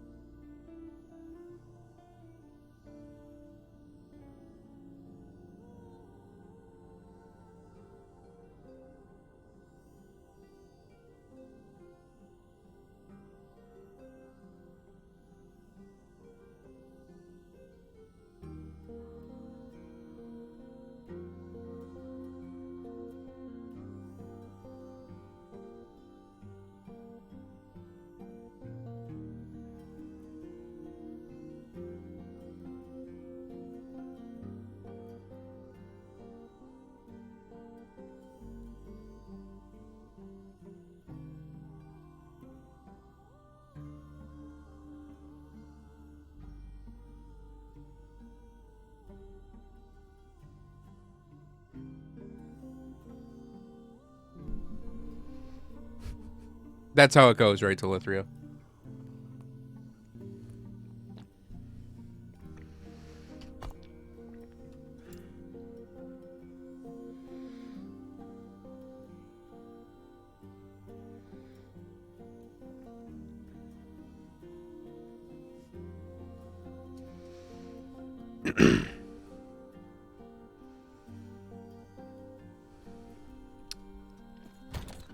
I was just checking something. Excuse me again for bodily functions. Ugh.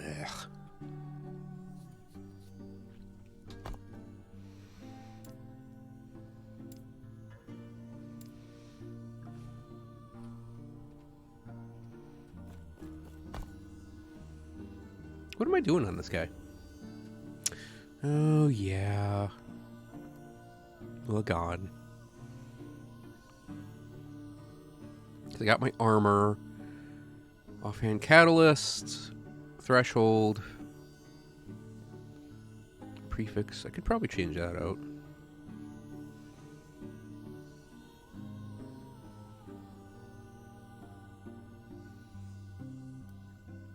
I mean, we could do Black Sun to go for the Grand Crit. That's something I'm missing. Yeah, so what I was actually thinking of doing was not taking this build exactly over to the Spellblade.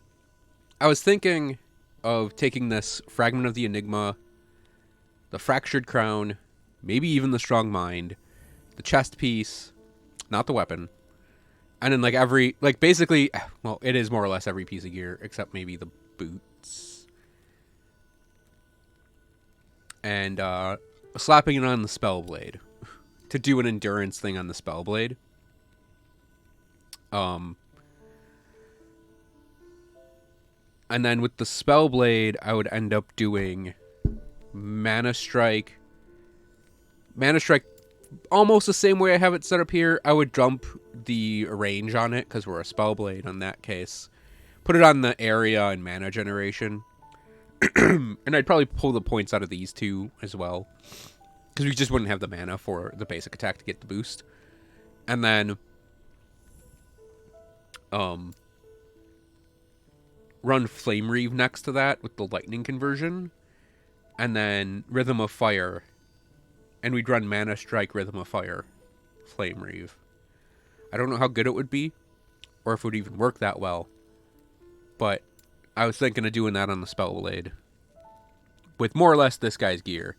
And then this guy, I have a Cinder Song, and I was thinking of running Fireball next to, and I know this is going to sound weird, Disintegrate. So we'd be able to stutter step around with Fireball as needed and apply lots of ignites and stuff. And then with Disintegrate, we could use it as more of like a ignition generator damage dealer thing. Because the thing we could go for is a lot of Fire Aura stacking with it. So we go up and get Fire only, and then we get the Fire Aura.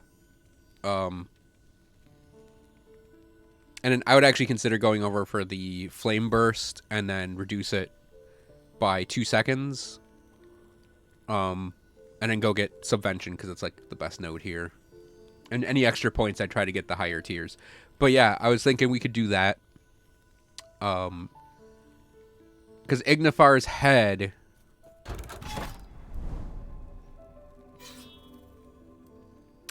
Because Ignifar's head...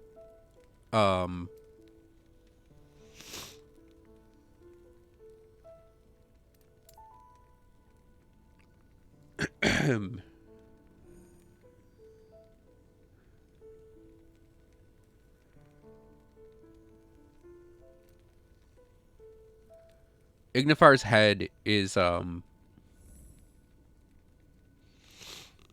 really good at generating aura. Let me look around at my nodes real quick before I do a reset. So I think I'm pretty much there. I saw one unique out there. I don't think there are any uniques at the edge of the web I got going on.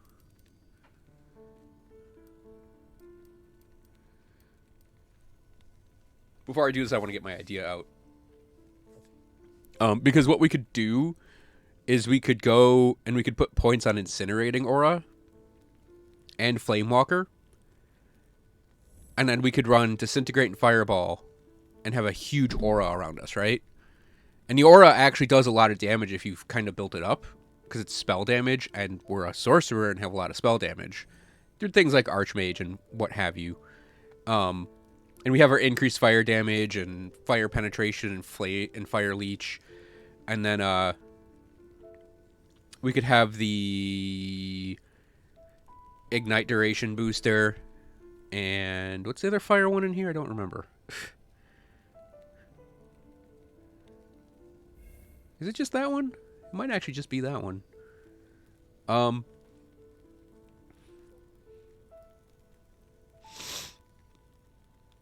Actually, this would probably still be a Fractured Crown user. But, yeah, I was thinking of doing that. And we could have, a Fire Sork. And Gambler's Fallacy and Moonfire's Hat, I know that's the way to do Disintegrate. But I'd want to try to make it work without it.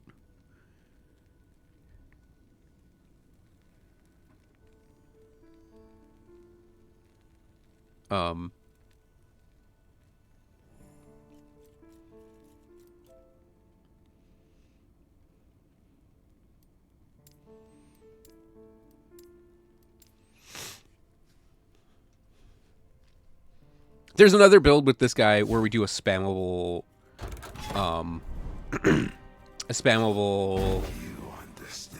orb.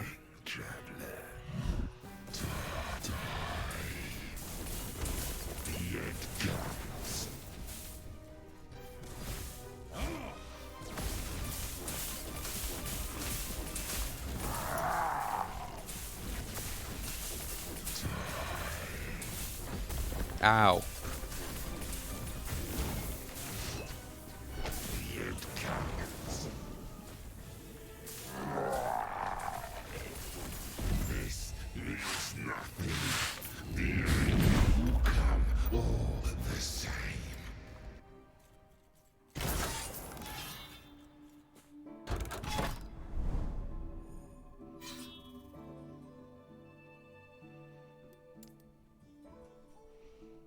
Anyways, that's part of the reason I really like Fractured Crown, is we can just eat abilities and it doesn't matter.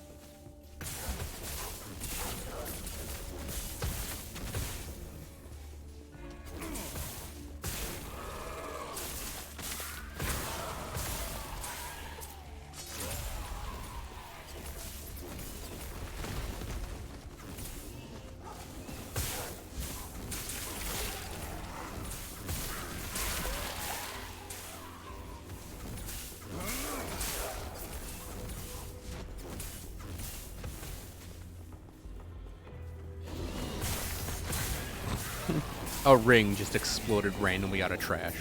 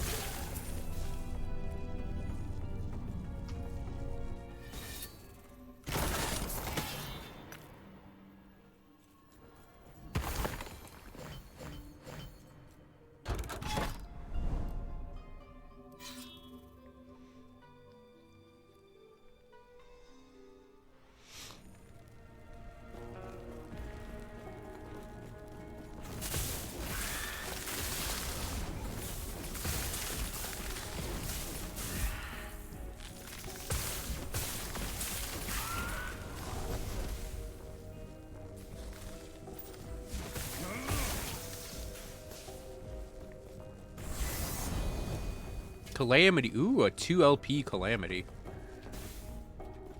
That's fun.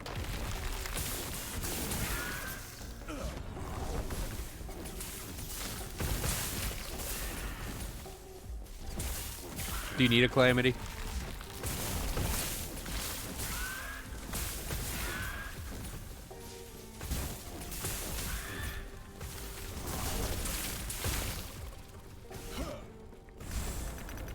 See, my problem with it is it takes up a helmet slot, and I'm like, I like Fractured Crown on mages. Bang!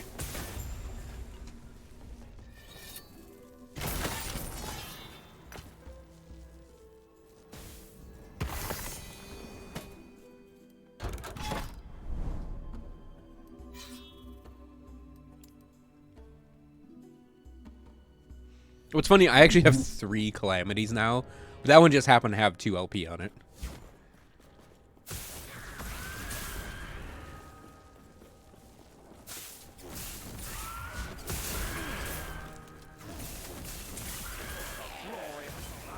The glory of salami.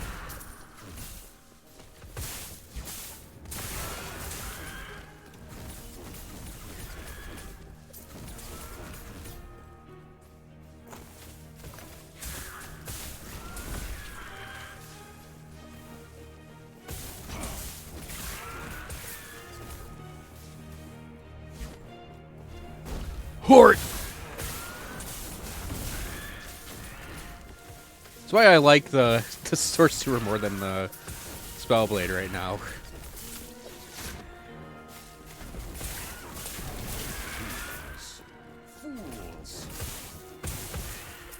Fragment of the Enigma does good wave clear, and he has really good boss killing going on too.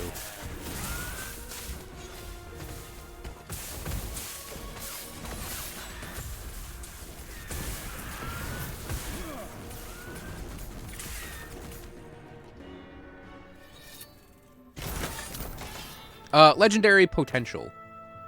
That's where you you take the item over to Temporal Sanctum, and you combine an Exalted with the Unique, and then the lines get put on. So like I had the one Legendary Potential and Fragment of the Enigma, managed to get a mana line on it.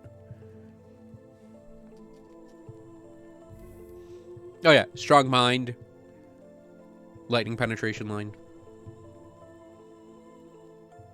So for that, we'd want like, for me, I'd want like maybe plus to, no, Fireball has chance to pierce, I think is what I'd go for on that, if I were to go for that helmet.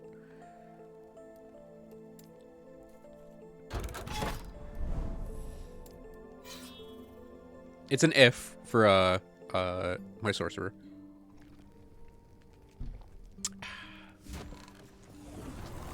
Wump.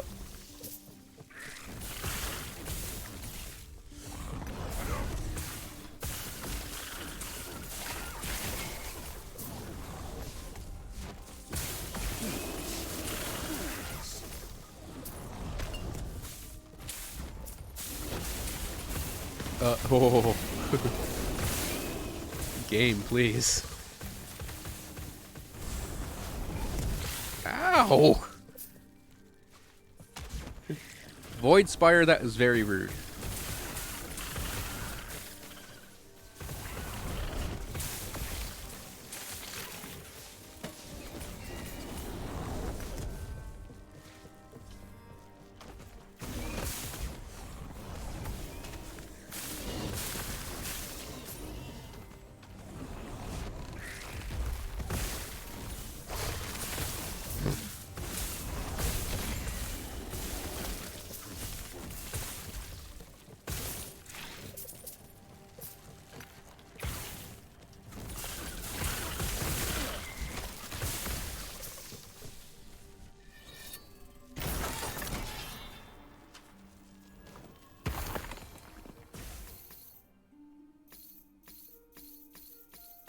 Oh yeah, I want to point out one alternate thing I was thinking of. Instead of Fractured Crown for this guy, for this build in particular,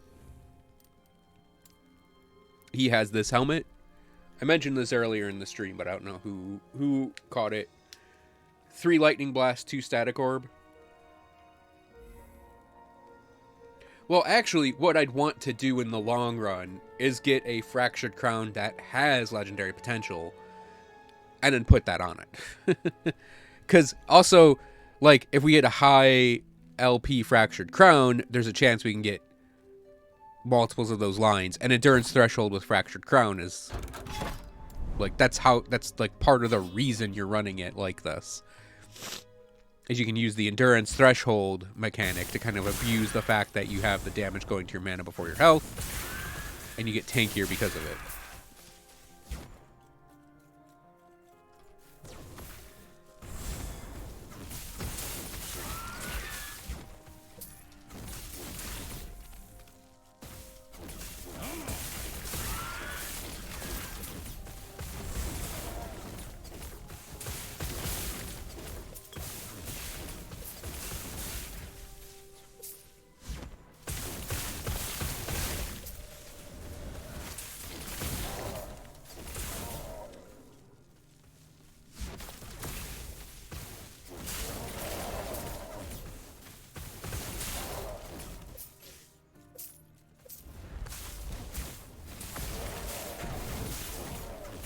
Did I just like the ground like glitch out there in a square up here?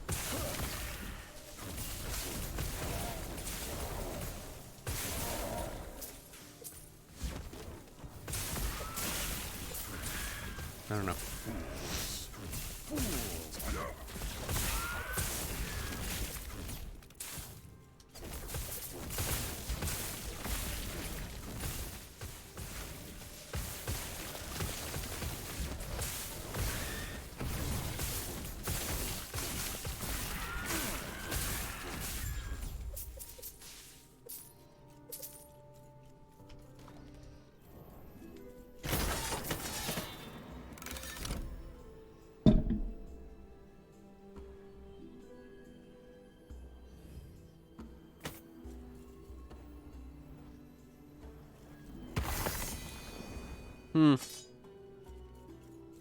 Here, wait. Let me get a count on that Joker's blast knife.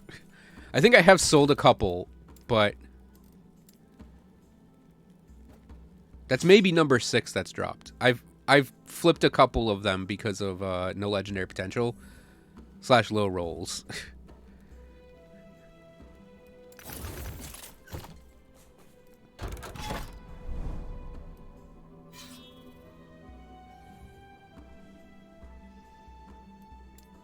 I do the shields and then the wands and then fight Raleigh.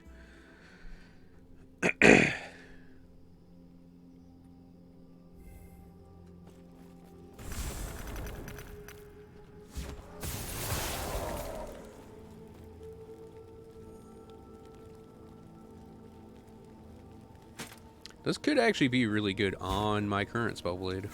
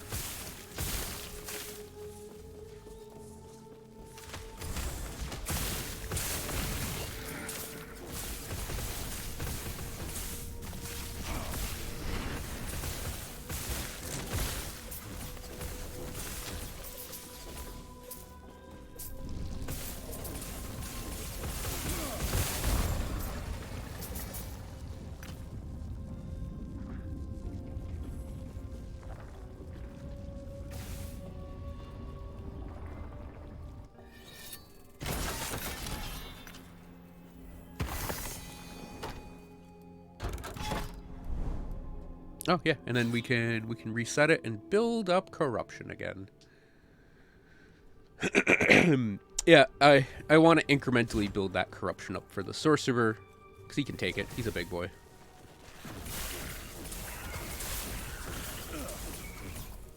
Oh, look at him dance! Look at him dance! Okay.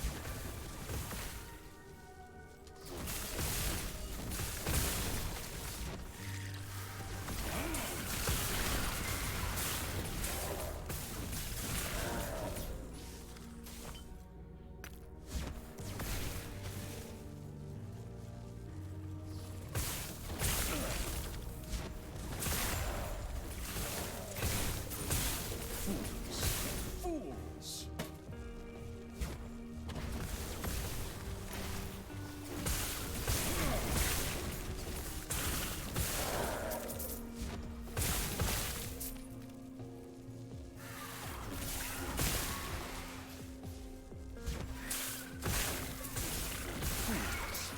Fools!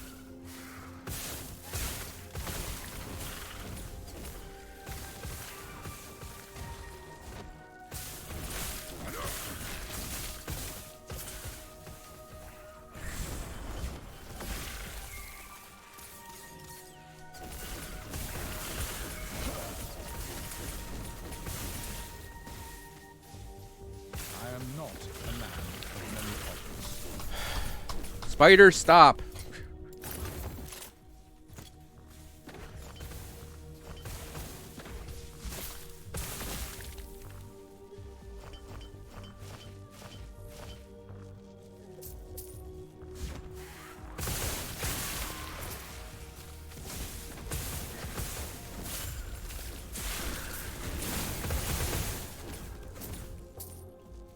It is, I will say, it is really fun to have these like these insanely anticlimactic I am not a man of many Um, pockets. boss fights. Mortality's Grasp, huh?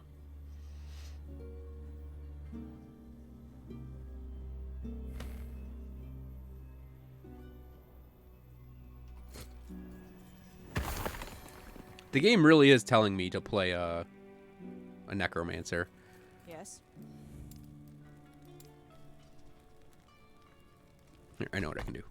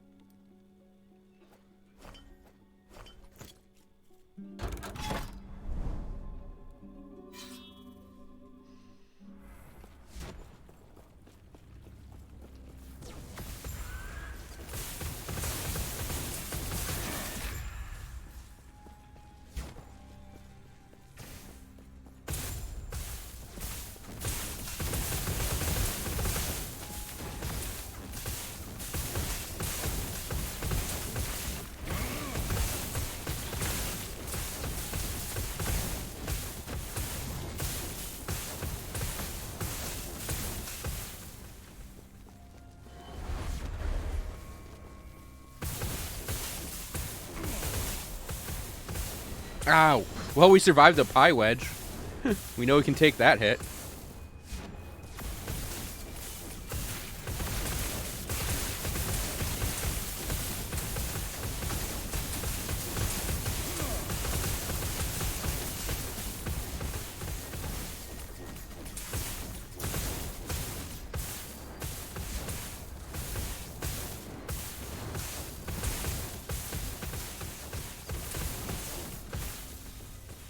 Did he just rethink pie wedges? Oh, that's lame. That hits very lame.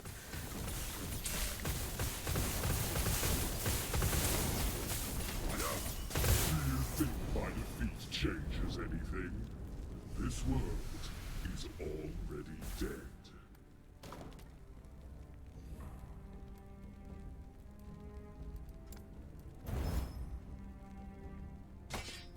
I am not a man of many pockets. I don't think we can actually pick that up, can we? I got Ruby Aegis's.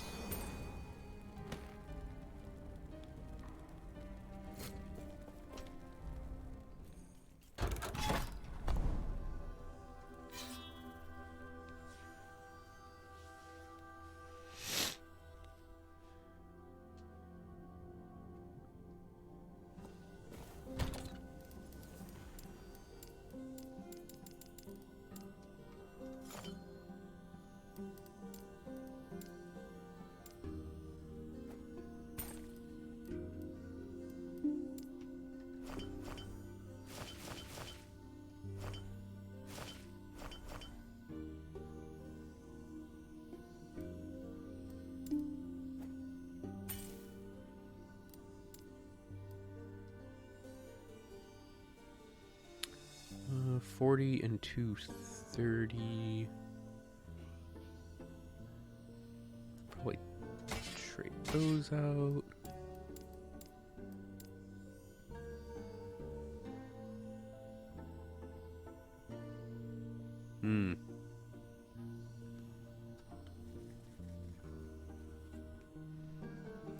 I can afford a page.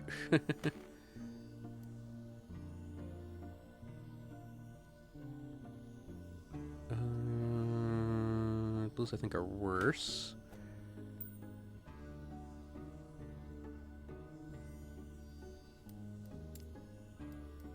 Yep.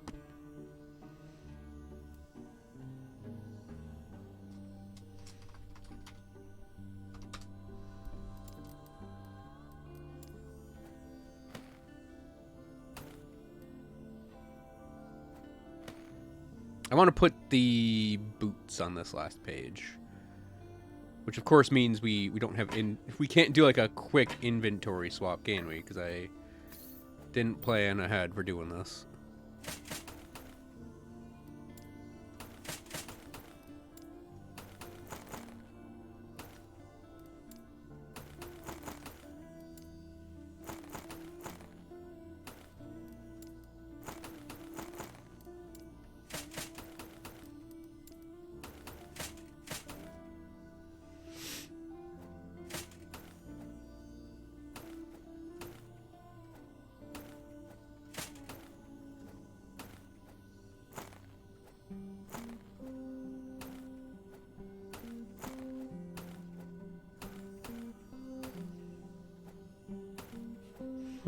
It's like, just pick them up and move them.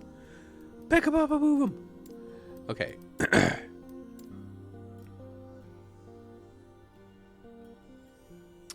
sell that. I'm gonna break that down.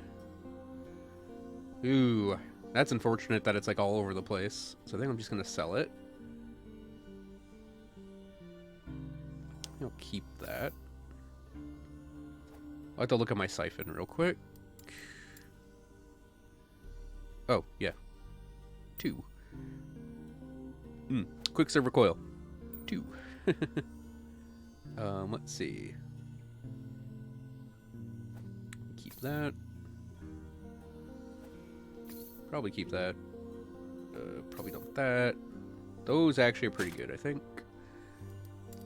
Our board man, 2046, 2163. Yeah, I think we'll do that.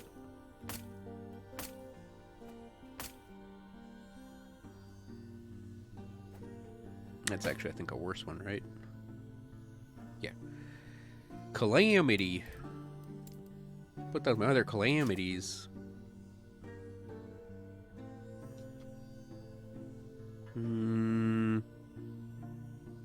It didn't roll the ignite well. Rolled the damage okay. The implicit mana's low. Implicit spell damage is okay. And we got the max cast speed. So it's not a bad one. And it has 2 LP. Not a bad one at all. The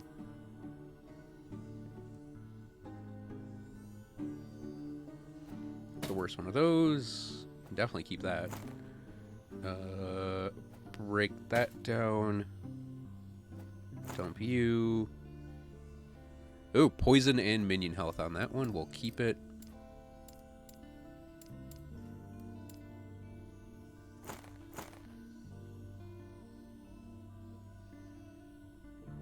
Okay. We could probably keep that.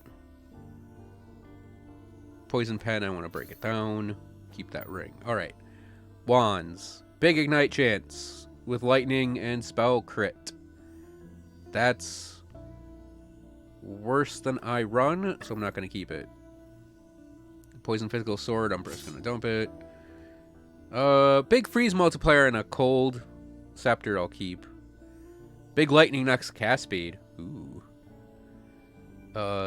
Cold and crit. We could probably use that to feed something else in big stun. I'll drop the big stun. Okay.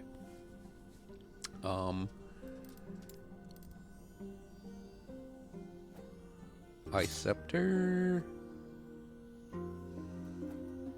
Keep that around for later. Right. All my feeding wands, I'm full on.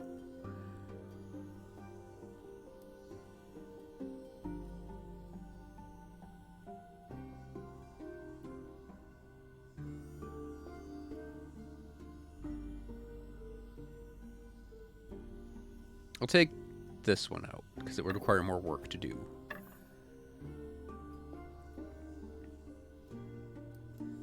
Alright, we have a breakdown. Stuff we gotta break down, which we'll put down here.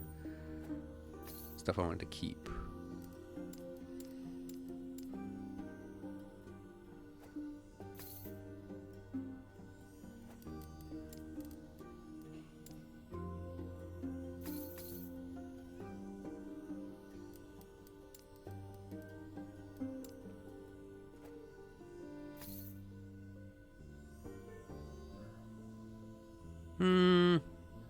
No, I actually saw that one. Let's see. Definitely want to put that with the offhands.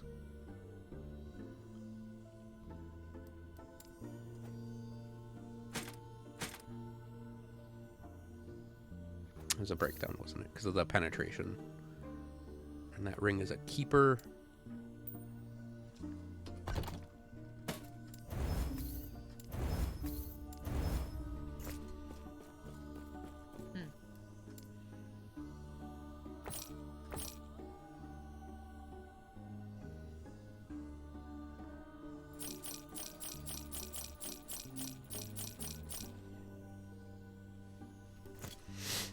Alright, I'll get back at it in a sec. BRB.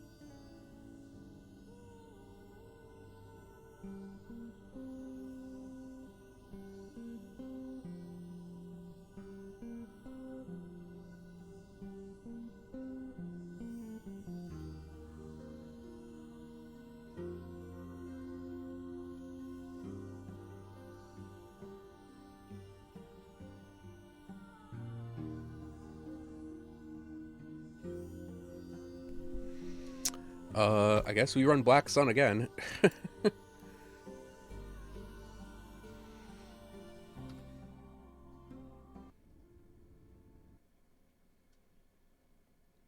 Oh, is that the cat that's getting vacuumed?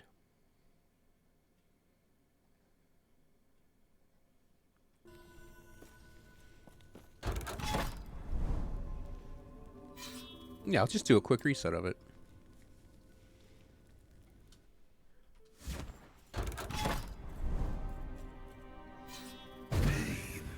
An eternity of pain, unchanging. Oblivion.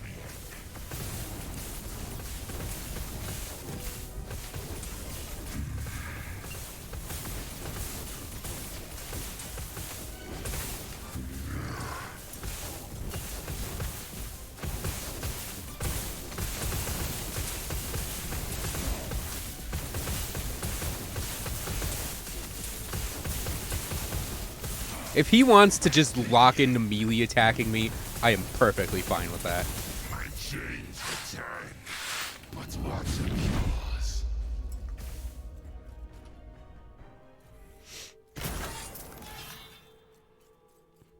Nerd. Alright, I'll go double books.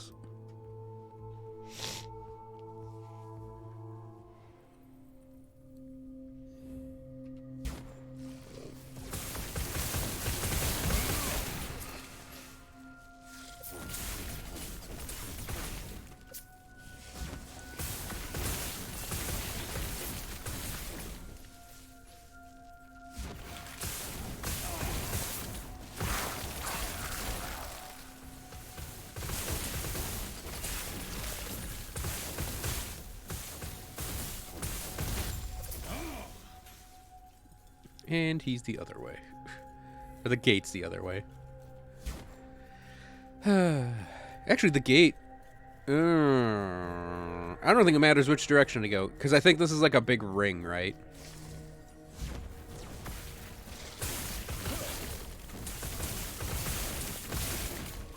Shimmering Dragon Staff, eh?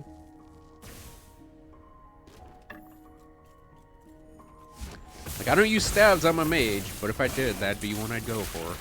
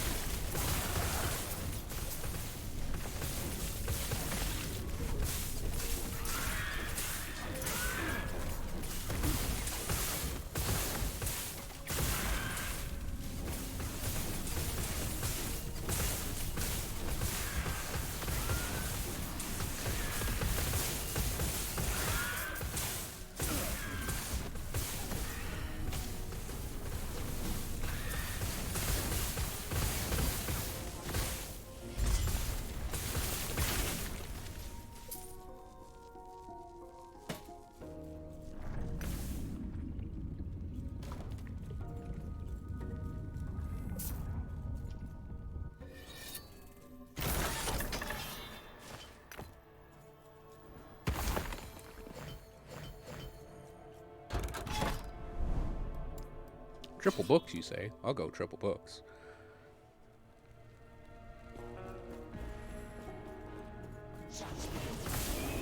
Oh, the hero Ebert just dived and blocked. Absolutely blocked. Get down, Mr. President did. My static orb right there. 98 on Sork.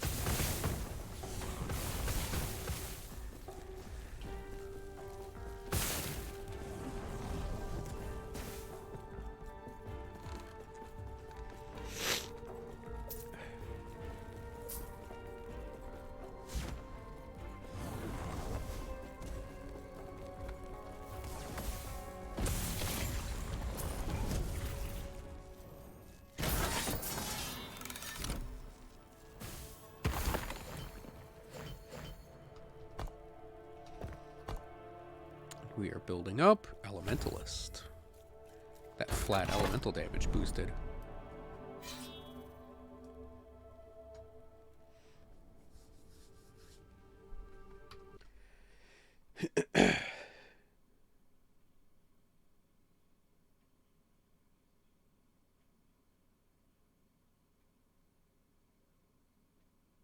Are you out there, Sino? Because there are a couple minion setups that are pretty neat for Necromancer. There's a pretty memey one for the Primalist.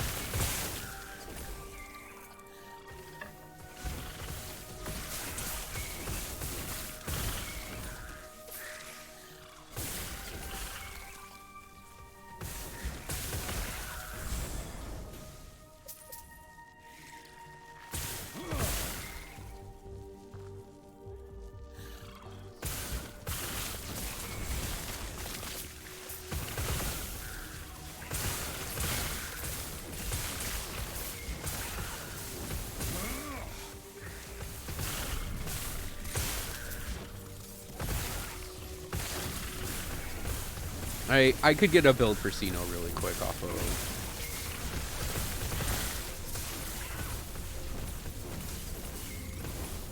Last Epoch tools.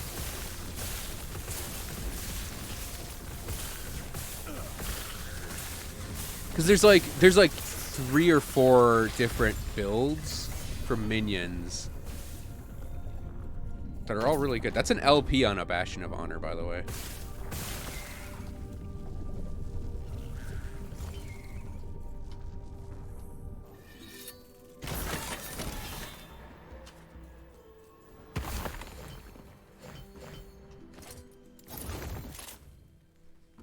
It's only 1, but Bastion of Honor is really good. What did I pick up that I didn't want to pick up? That.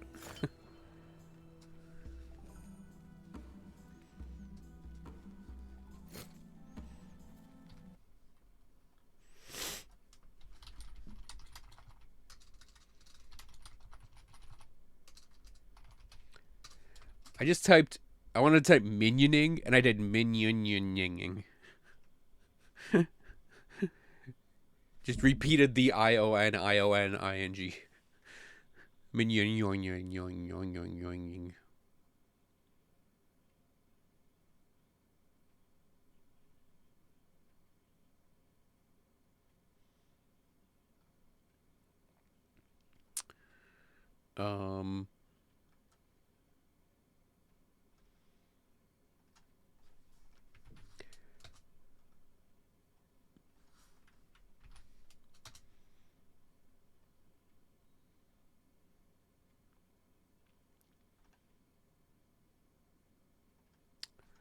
You got that. You got that.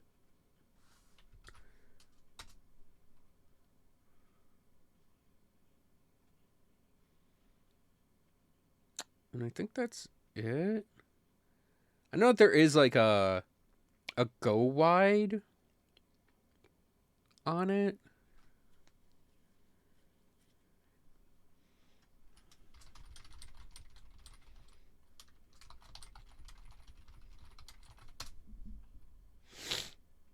I though am very much more interested in doing okay.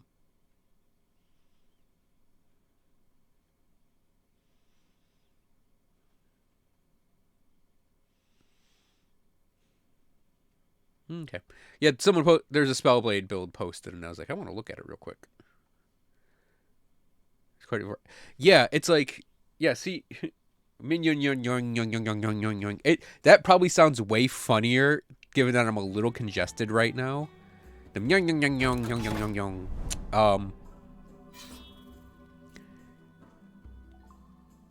Yeah, it's C knows like you want to do acolyte minioning. I'm like, oh yeah, there's a bunch of ways to do it, right? Because you can do go wide where you have a bajillion minions out and you're micromanaging them, right? Or you can do you have a minion and it's like you and your friend going and doing things. And then you have like the bone golems where it's like you have a couple bone golems. They're big and tanky.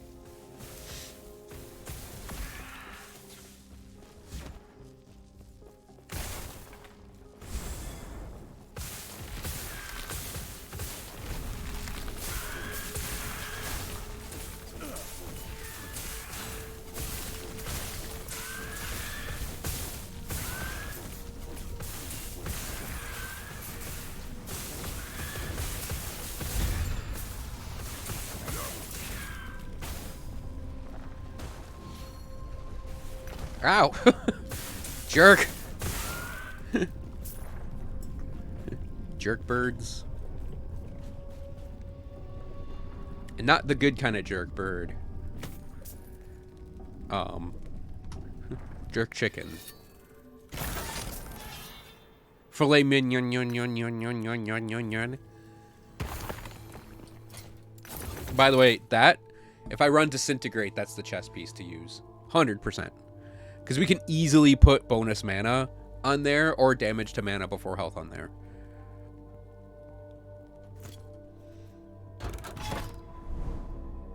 Because that's actually what I'm thinking of running now.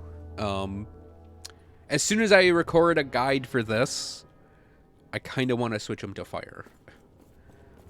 I feel like I have won the Lightning Sorcerer game, and I want to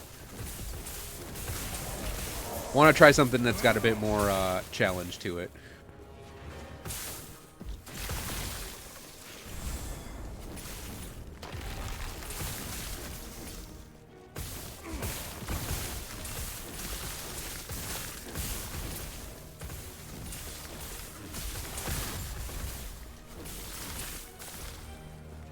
But yeah, for Acolytes, I think I might build a Frost Mage Acolyte. I really like that. I do really like the escort your friend around Acolyte. And I have all of the gear to do it. Because the one very specific setup for it is using Exsanguinous. But you don't attack, so you can run Exsanguinous with Chronostasis. So you have like 6,000 ward.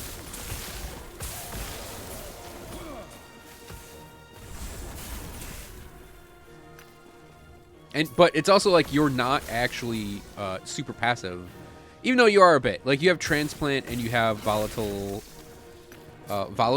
zombies, so you have stuff to press. Because I don't like my one dread for a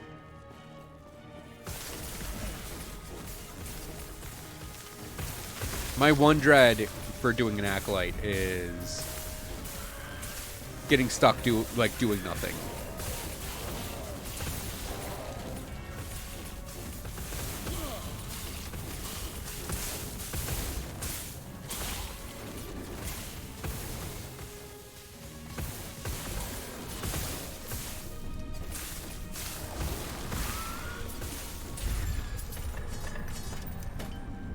Like, I don't want to be a passive participant. It's like my least favorite type of pet build. Well, no, you know what I mean, right? Not, oh, I can just stand there and do nothing and it'll do all the work for me. I don't have to move around or anything. No, I'm thinking I don't want to do a build that's like I have my army and then my army is just running around killing everything. I just have to not die, and it's all about standing in a spot. Don't like that. Didn't like that with the Skelly Mage back in... They all just died. Didn't like that with the Skelly Mage back in Diablo 2.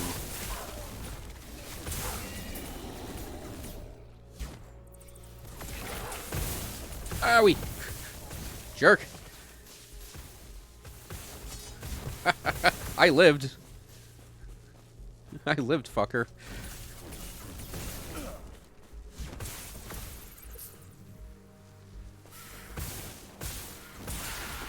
Projectile Wraith. Oh, yeah, I know that there's the wraiths that you can, like, put on things. Explosive zombies. Yeah, volatile zombies, I think, is what I'd end up with.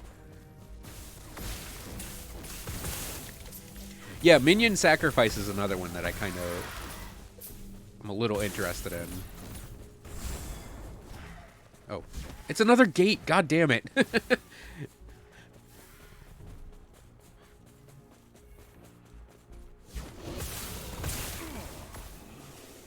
Fences are suggestions to wizards.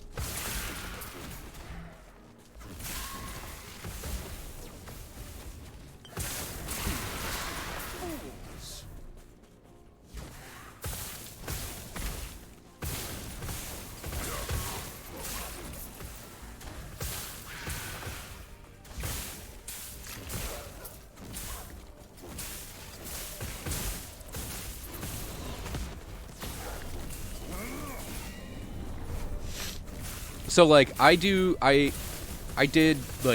a lot of necromancery stuff in pen and paper RPGs. And I say I did a lot. I mean, I did it like twice.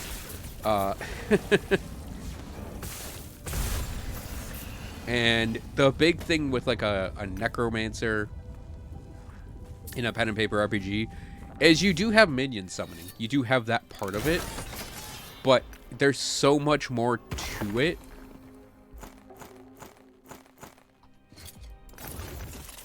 Than just the summoning of minions. There's a lot, especially with the wizard, there's a lot of like soul manipulation, and in Pathfinder now there's like blood manipulation. That you do more than just like, I have skeletons.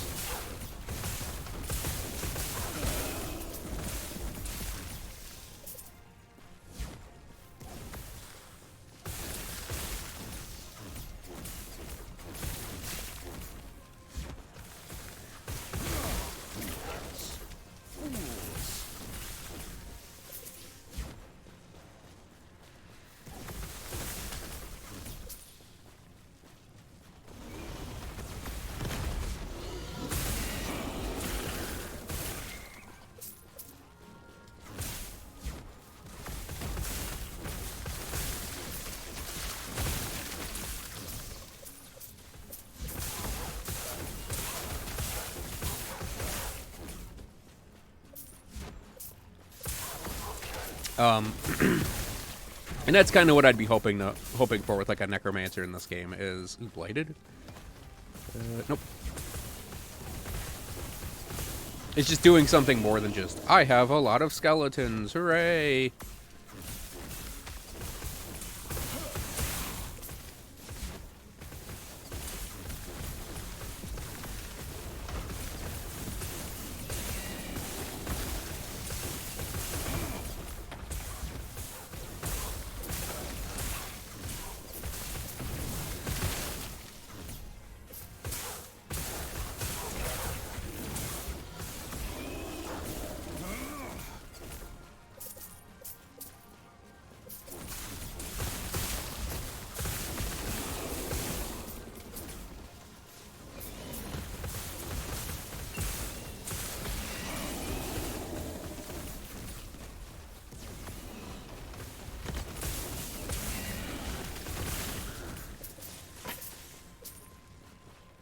Didn't mean to pick that up, whatever it was. Uh-oh.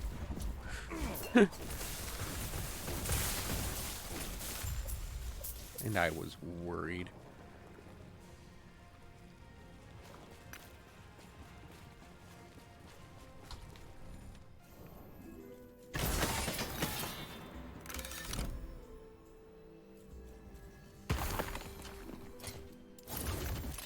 Yeah, we can do a quickie Stasherino right now.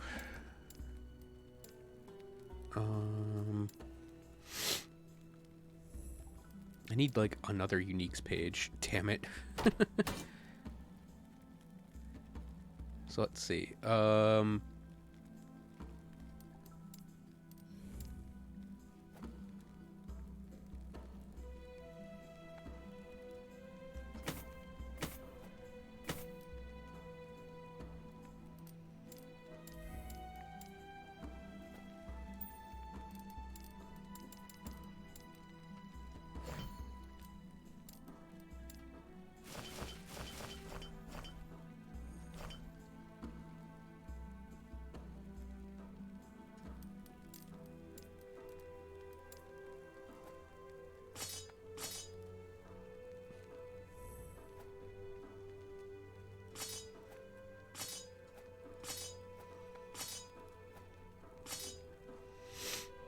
Yeah, we definitely want to keep that. I think I'll just dump that one. Dump that. Elemental res is a whatever to me. And it has poison on it. It's a mage thing. We don't want that then. That. Oh, snowblind.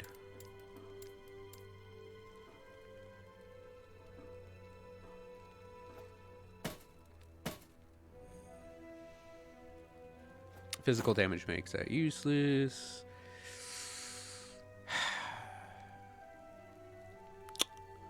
Yeah, yeah. Let me look at my relics real quick, because I'm almost 100% certain we have a channeling one that has a big boost. Yep. And I like that way more. So I don't think we need that then. I think I'll break it down so we can get the nodes off it. Oh, all res, all channeling? That one we will keep. Just immediately put it in. And a big-ass crit chance. Put that in, too.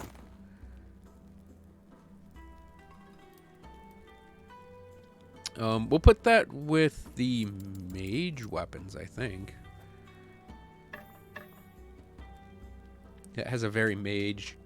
Well, that could also go to a primalist, but we'll keep it in the mage for now. Yes.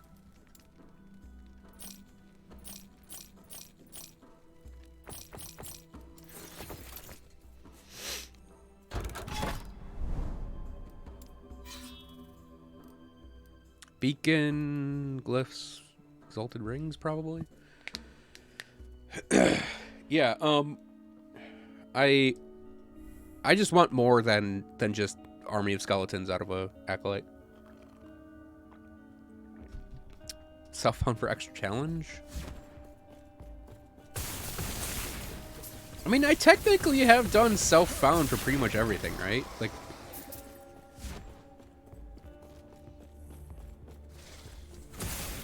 I guess it's sharing between two characters, but...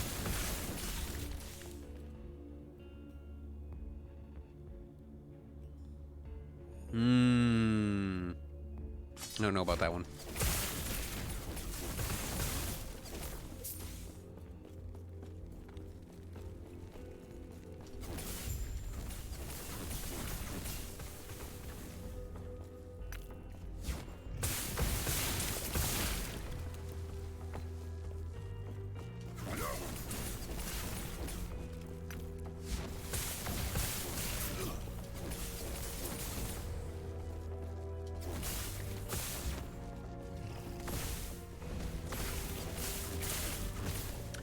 I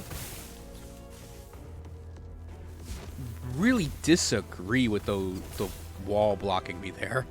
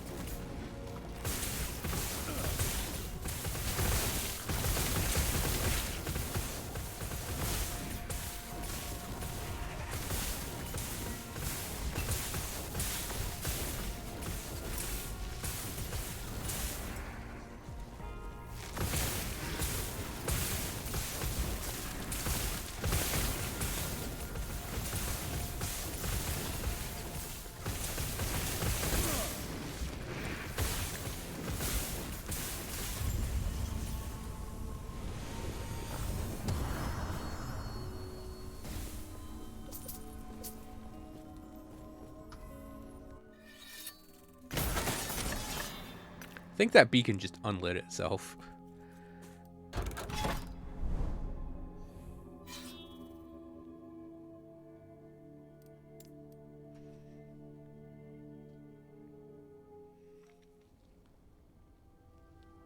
Grim Dawn did do a very good job at being an action RPG.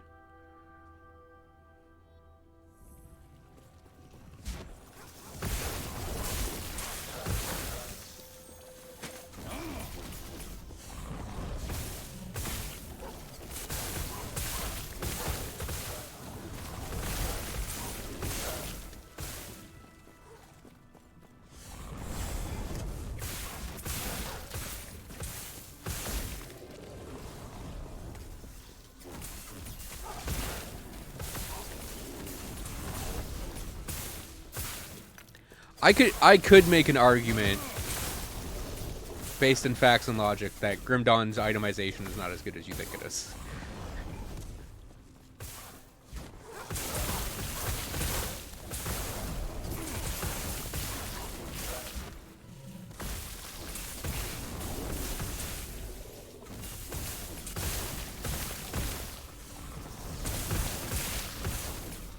Mostly it's based off of the illusion of choice concept.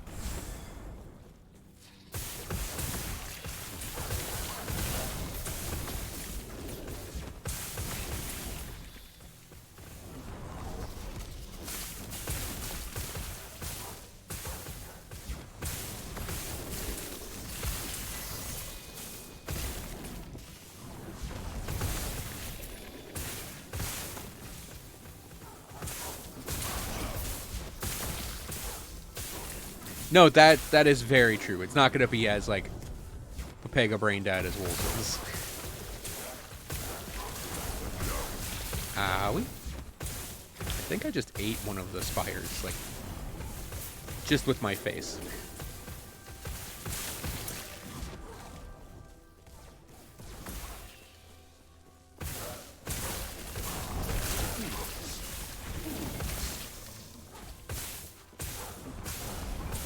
I was really... Okay, it is right here. I was like, I'm really hoping this is right here.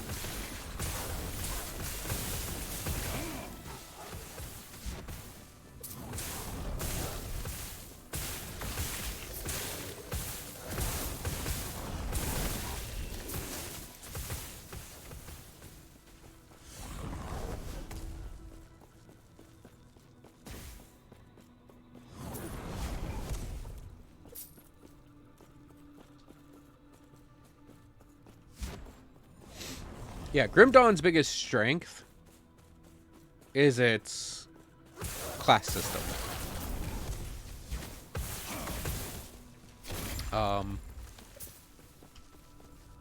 Being able to merge two classes gives you a lot of variation in your abilities that you can combine together.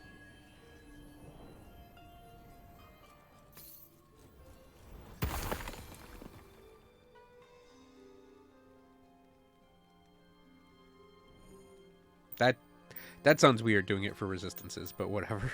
I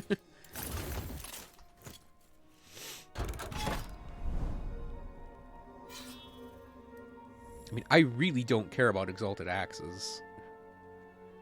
Or bows. So I think I'll go to a key and then a shield and then a key. Because I can at least sell the arena keys off for money. Wow, look at where those... look at those shrines. Just right there.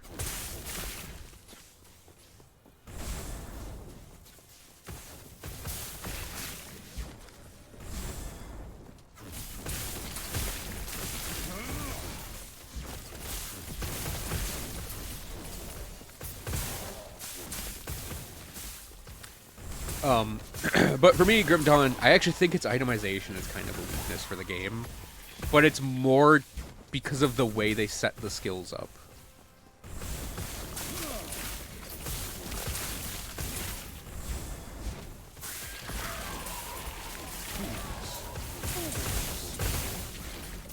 I have like a sneeze coming.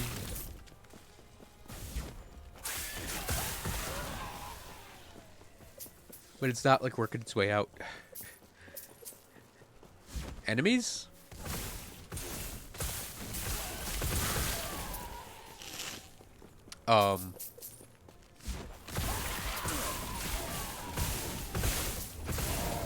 Because everything in Grim Dawn is like splitting its damages. I have to blow my nose again.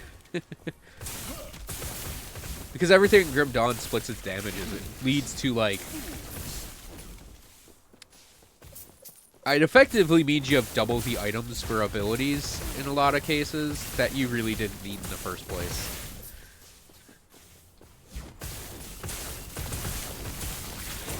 You could argue that that's also part of the, like, oh, I want to do a, I don't know, Void Void Blackwater Cocktails or something, and...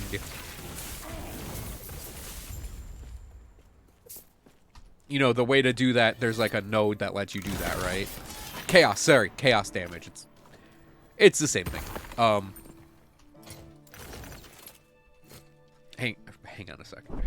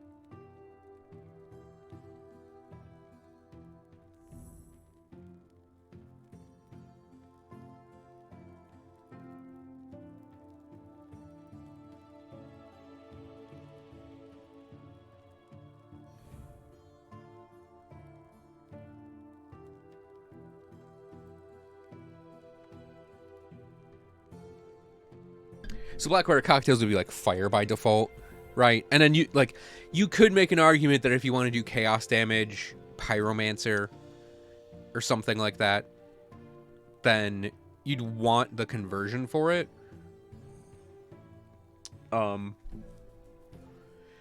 But it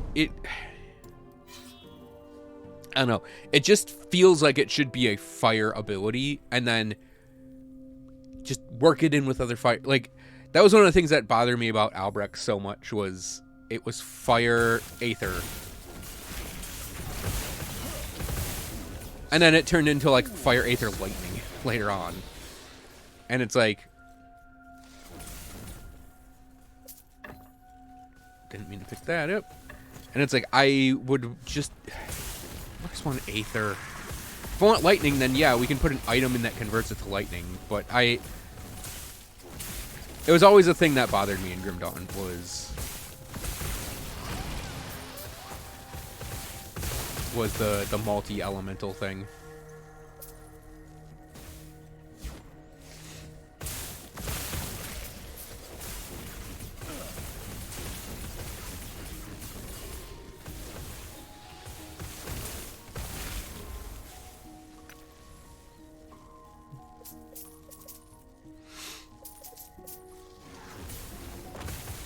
I think it's because the elements didn't really feel like they had identities. Because, like, a big thing in this game is, like, there's something to be said for, like... Take those.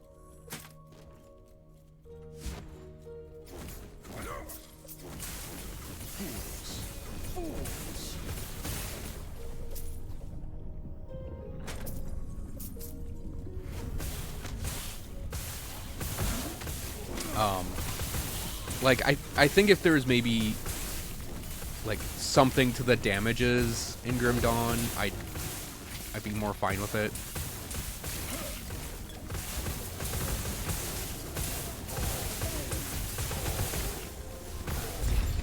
It's like, this game has, like, the elemental thing with the dots, right? Where each element has a dot associated to it, which is always a fun move. And I enjoy it. Nope, that's what I meant. Didn't mean to pick that up.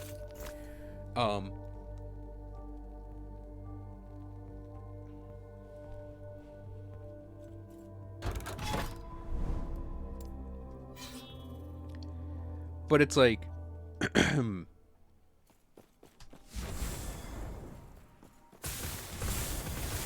It's like each dot does something different, and it kind of can feed into the identity of the damage type.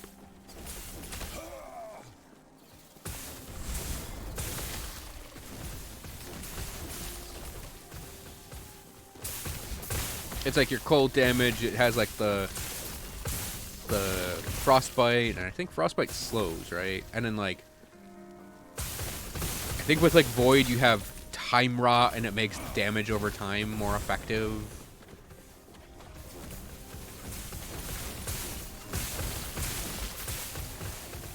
I think Night is just straight damage.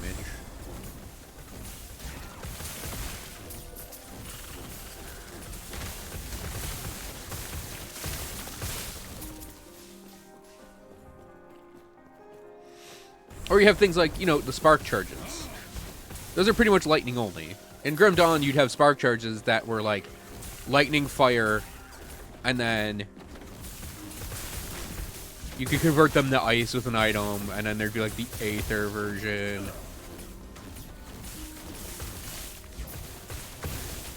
They do for that one build.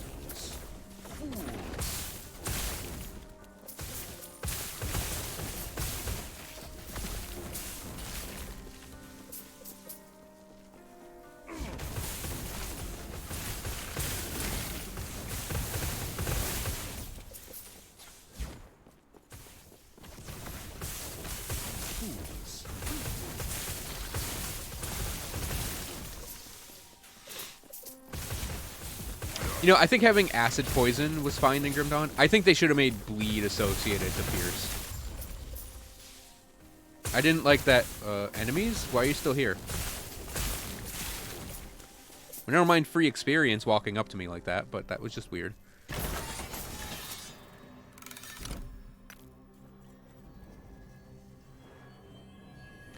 Yeah, that is an element of it. Is you want it? I think they want it as like a wide a spray as possible with the damage combos, so you could have the class combinations work.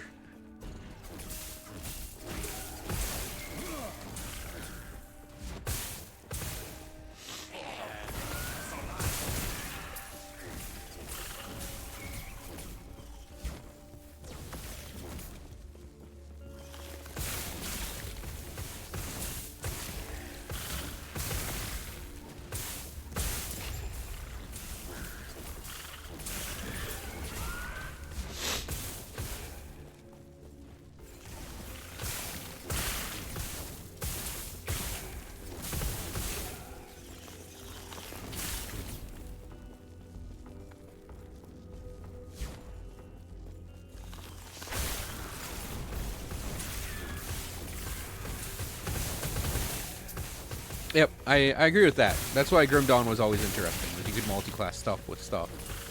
And it would result in, you know, variety.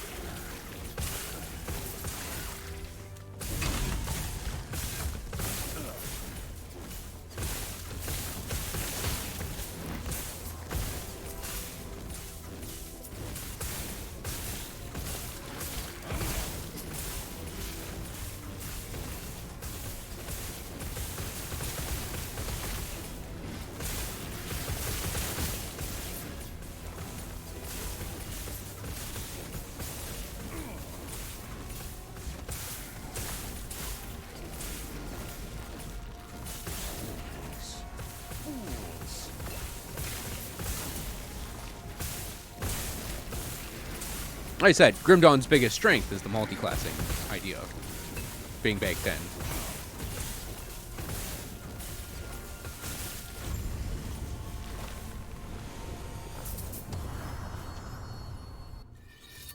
I think its biggest weakness was its damage typing system, though, to try and compensate for that.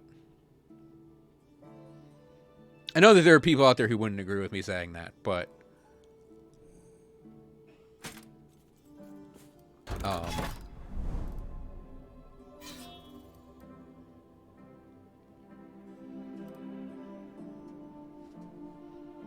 it's just how I feel.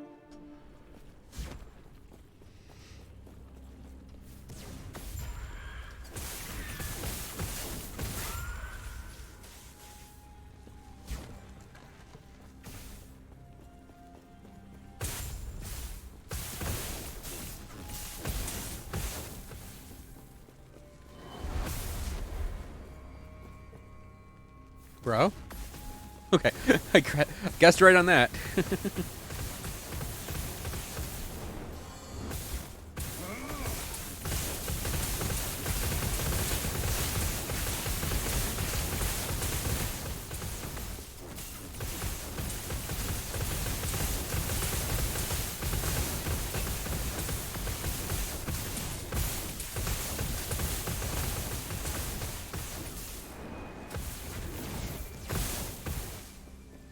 I'm sad that wasn't the kill shot. Do you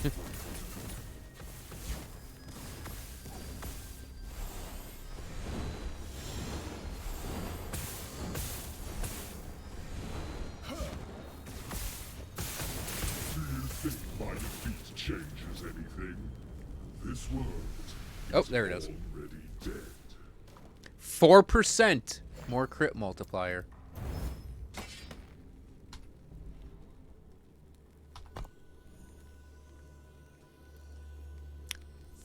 Four.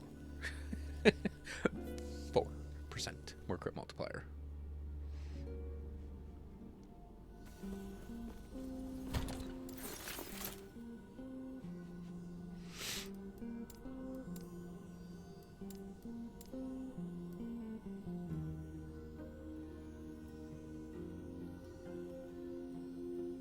Those look better rolled.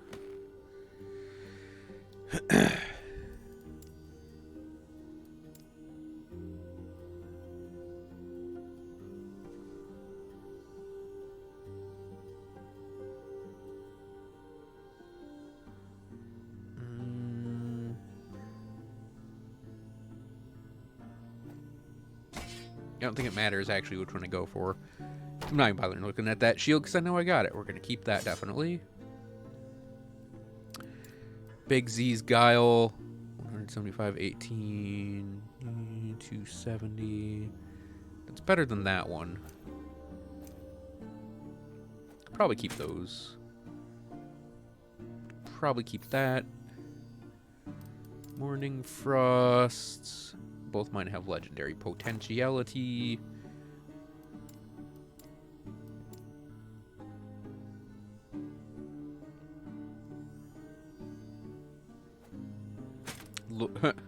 Those rolled low, but we'll take them. Yeah, we can keep those. Keep that. Keep those. Sell that. Keep. Sell. Definitely keep. Keep. Keep.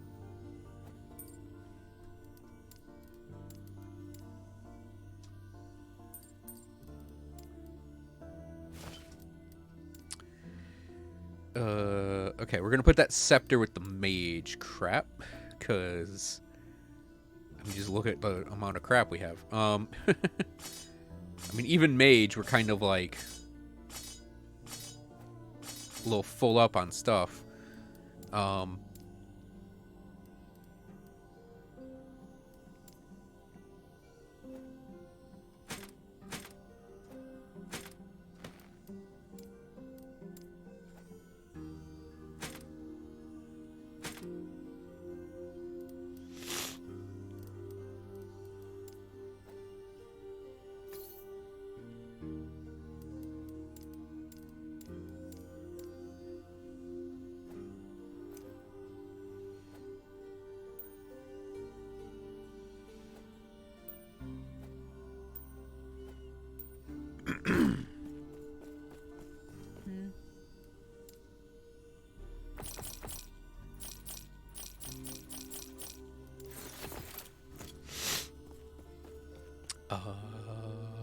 Yep.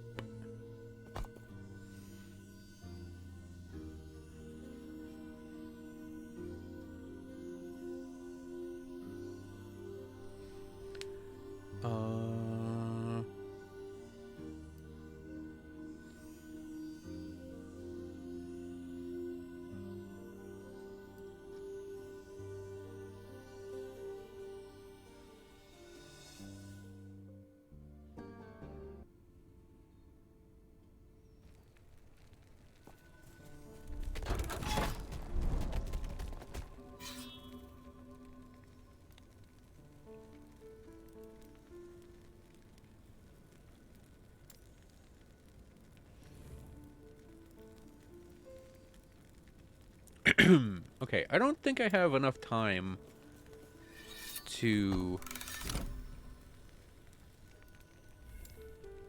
Arena's in Divine Empire, right? Or is in Ruined Era? Okay.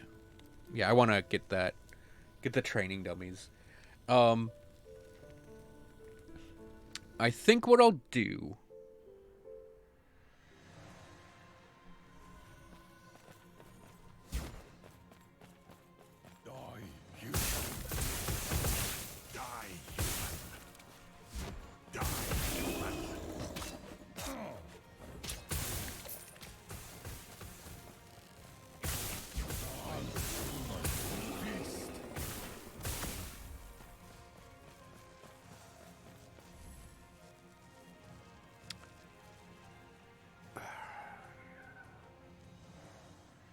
Should I record the guide part for this live?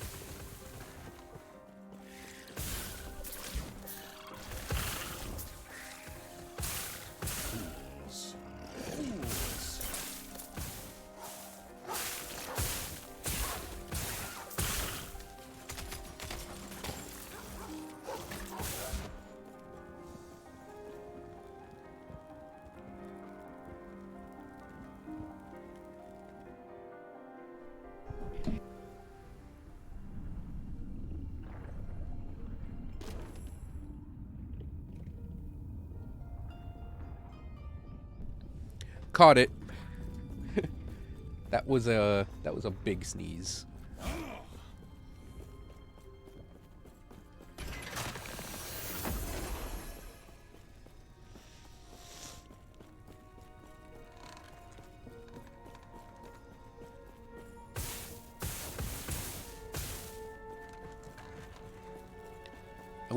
I love sorcerer stuff where you just walk near things and it dies.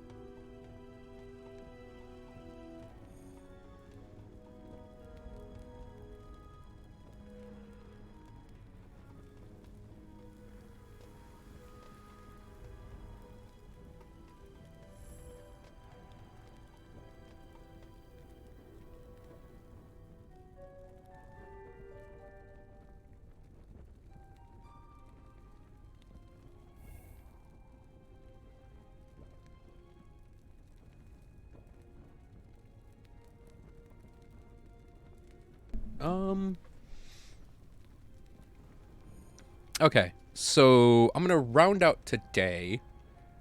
Can I take a shower? Alright, healers. I'm gonna round out today by doing...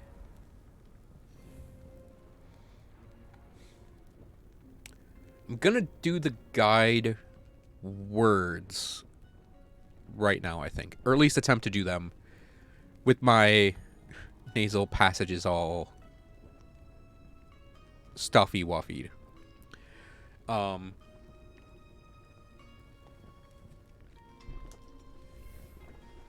So I do want a local recording of this, so I'm going to stream it, and I'll answer chat stuff as I go.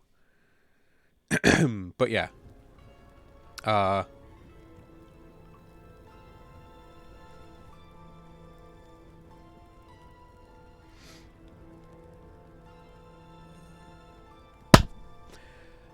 Okay, so Sorcerer. I'm very pleased with my Sorcerer. I really enjoy it.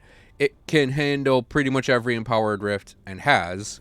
And it's starting to push into Corruption a bit. We only have like 130, I think it was, maybe 140 in one of my Monoliths, and I am planning on pushing things with the Sorcerer Corruption-wise. But that's going to be, like, future, right?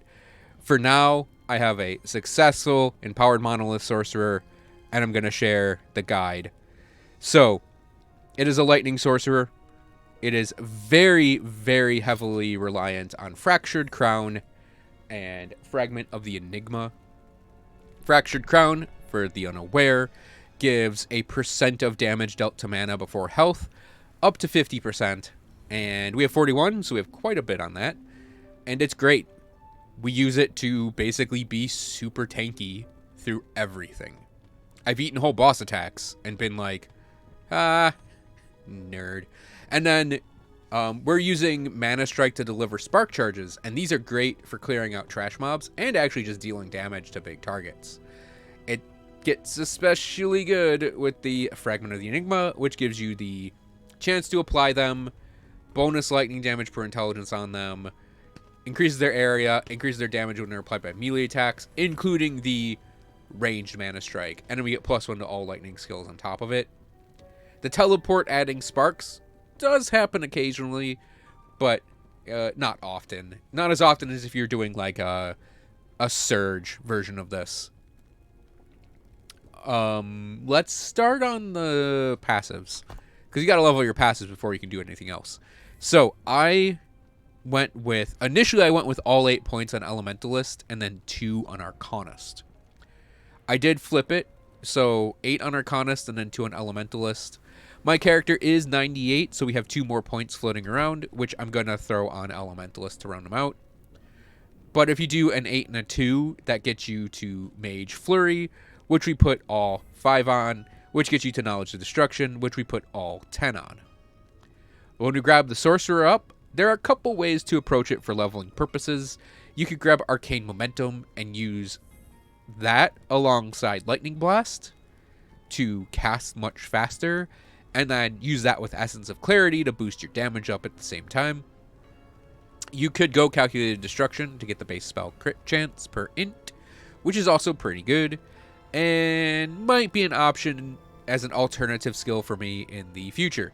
But in the long run, you do want Mana Shell and Wisdom both maxed out because you want as much mana as possible. This build is a mana build. We have 1,112 manas, so we definitely want as much of that as possible. But regardless of how these abilities are laid out for the character, we go to Serranomancer for 8, and Rift Bolt for 5, Crackling Precision for 8, Arcane Obliteration for 5, Spellslinger for 5, all 8 on Elemental Ascendance, 5 on Arcane Current, 4 on Recollection, and 5 on Archmage. We also dip Spellblade. And the Spellblade points, I think 5 on Elemental Affinity is the way to go. The next 5, Flamewalker is what I'm doing. Could do Elemental Strikes.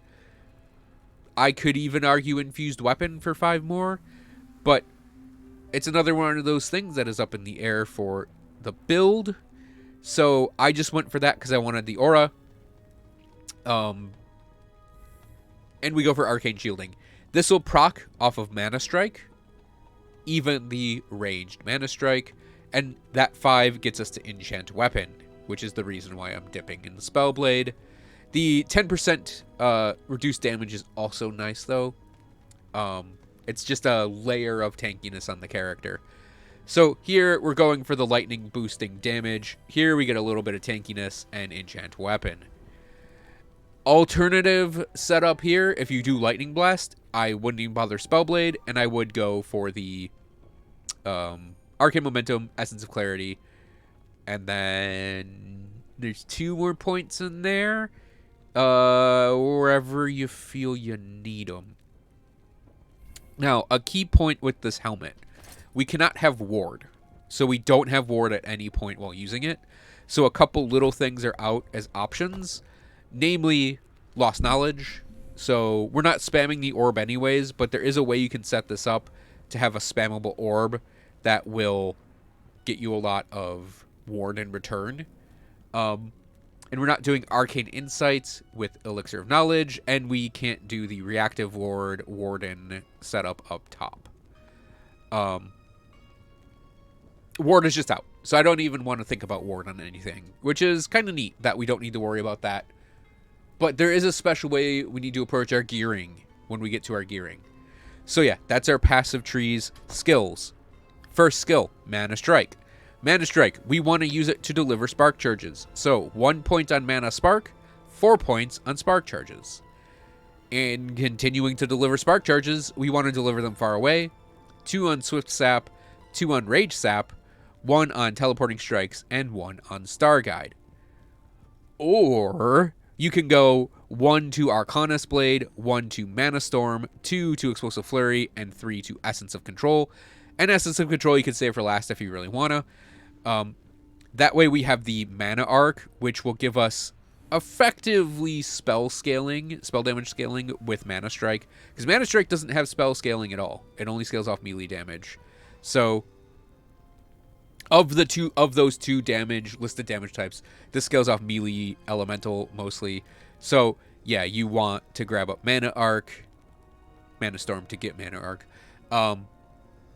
to basically make it something that scales off of our spell damage. But yeah, if we do the Teleporting Strikes, Mana Arc, Spark Charges, we have a very good main hand sidearm swingy thing we can do against trash mobs and bosses. And one of the other little tricks we can do with this is Mana Spark with Celestial Precision. Because we have so much mana, this ability gets a giant boost to its like base lightning damage because of our current mana. We also have a very high crit chance with it because of our high mana. So this is kind of synergizing the build together, where we run a high mana build with Fractured Crown, turn around, Mana Strike, give it its ability to scale off of spells and spark charges, and we actually have a very strong spammable cantrip that works really well. Our other attack ability is Static Orb, and we are doing the you gotta use Teleport to use its Static Orb because it costs, 258 mana. So the reason it costs 258 mana is we have Mana Charged maxed out, which gives damage per 20 max mana plus 5%, but maximum mana adds a mana cost of 20%. So yeah, we ramp up the damage but ramp up the cost, and combo that with Overcharge Detonation, which is the orb damage per mana cost is increased by 3%. So we make the orb super expensive and make it hit super hard with those two nodes. We do lose the ability to have it pierce, but that's fine because we have Mana Strike for like sweeping out the things that we might have wanted a piercing orb for, and we can just chunk big targets with this. I mean, we can chunk groups too. It still does a big explosion and has tendrils, but this just makes it great for just thunking something and dealing damage. On top of that, we are running Static Ground with the full 5 on Electrocuting Cascade.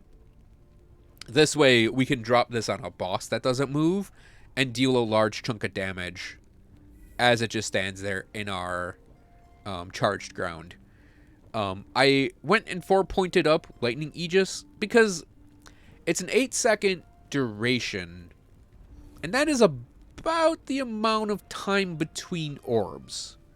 That way we have, if not 100% uptime on Lightning Aegis, we have it up a lot. And that grants us increased lightning damage, and we take less damage. So we actually have another layer of damage reduction from our orb being cast. And like I said, about 8 seconds in between the castings, because we don't want to sit here and actually spam it, because it will kill our mana if we try to spam it. What we want to do instead is we want to abuse the old trick of Mana Tunnel, where we get a refund of our spell after we teleport. So basically we teleport up and we can do our orb, and it won't cost anything. This helps us control our mana as we go. Now, if you're doing a Lightning Blast variant on this, you can pull 2, 3, 4, 5 points, put them into Atomic Manipulation. Your orb won't hit as hard, but you can use Lightning Blast to refund the cost of the orb, which you can combo with the free cast to get your mana back. So you can turn Lightning Blast, Static Orb into sort of like a spend mana, gain mana thing, or just Mana Tunnel free mana spell, Mana Tunnel free spell regain mana thing. So that is a viable option, and I would probably take the 4 off of Lightning Aegis and 1 off of Electrocuting Cascade and stack those two, because I would instead go for the Lightning Attunement node to get my Lightning Aegises for that particular buff if I were doing that combination.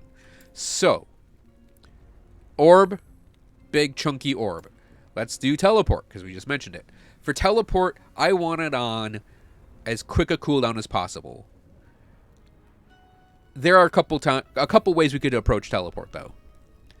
The first thing, though, is 2 points Crystalline Passage, 1 point Time Dilation, grab Mana Tunnel, 5 points Tunnel Finder, 1 point on Rock Phase for the stun immunity, because stuns suck. And then I'm going with 4 on Comet Rush, so teleport has a quick cooldown, 3 on Flicker, and 1 on Wormhole for even more cooldown stacking. An alternative you could do is to max out Time Dilation so your buffs get doubled from this ability, and go for very high Crystalline Passage, very high Resonant Plasma, and very high Elemental Affinity, as many points as you feel spreading around those 3, to give yourself a Armor, Cold Res, Fire Res, Lightning Res, Stun Avoidance, and Damage buff. So you can use Teleport as a buffing ability, or you can use it as a quick cooldown ability Or you can use it as a ward. Well, we can't do it ward generator actually because we don't gain ward. Or you could do your mirror images if you want to do mirror images. So you have your options there. The important thing though is mana tunnel. My flame ward setup is the flame ward setup I run on pretty much every character that is a mage. 2 to stalwart defense, 1 to desperate defense, 2 to fuel the flames, 1 to dual aegis, maxing out barrier, 1 point on prismatic buffer, max out the duration on dilation, and put as many points in infusion as you can. So it's a damage buffer, and you have the maxed out less hit damage while you have your ward up, and you have your dual aegis. Now, we don't gain ward, so we don't actually gain the ward off of Flame Ward, but it's still incredibly important to have it for the barrier node. I also ran and grabbed the lightning ward, so this is lightning damage, increase now, and sort of a what the heck point, fire aura. It's free damage around you, and you end up actually kind of mixing it up with enemies quite a bit with the setup, because you're very tanky. So free damage to me for a single point feels nice. Enchant weapon. So enchant weapon, we have it up pretty much all the time. It's an 11-second cooldown, 9-second duration. So it's 2.7 seconds of it are down. You can see it's been proccing this entire time. You can, if you have extra cooldown, get this to about 9 seconds to have 100% uptime on the sorcerer. Spellblade, I think, can get it to about this point, but they have to try really, really hard to do it. The sorcerer can kind of like naturally get it that low, but that's the thing, is like it doesn't need 100% uptime, just a lot of uptime. And the reason for that, the reason we're running it, we want the melee attack speed because it makes Mana Strike go fast. But I want zap. And I want the zap frequency increased. This is free damage as we walk around. And we can go over to the training dummy and just kind of hang out. And eventually you'll see like the lightning bolts pop off of us. That's zap. And we just get that pretty much all the time with this particular setup. An alternative is maybe you can grab the cleanse. Maybe if you want your Mana Strike to hit harder, you can go Thundering. Want more shock chance, you can go Fulminate. But yeah, I just feel like the zap is just free damage for us, and because we're a Sorc, it scales off of our spell damage, and not the melee damage. I do believe that is it. Yes. So this 5th skill, depending on how you run the character, there are a couple other options to do. You can do static for a similar setup where you get the zap out of it. And if you're doing lightning blast, you can get the lightning blast off this. I find this though, like the static charges that you burn from this, like they burn a little too quick for it to be up a lot. Just due to enemy density most of the time. Even if you're running the 200 max charges and the high voltage boost. And then, yeah, the shock enemies on hit with more than 80 charges. That is an option. But yeah, I just felt it wasn't enough zapping compared to the high uptime enchant weapon zaps. And also static, the damage is bad when you're using it with the setup.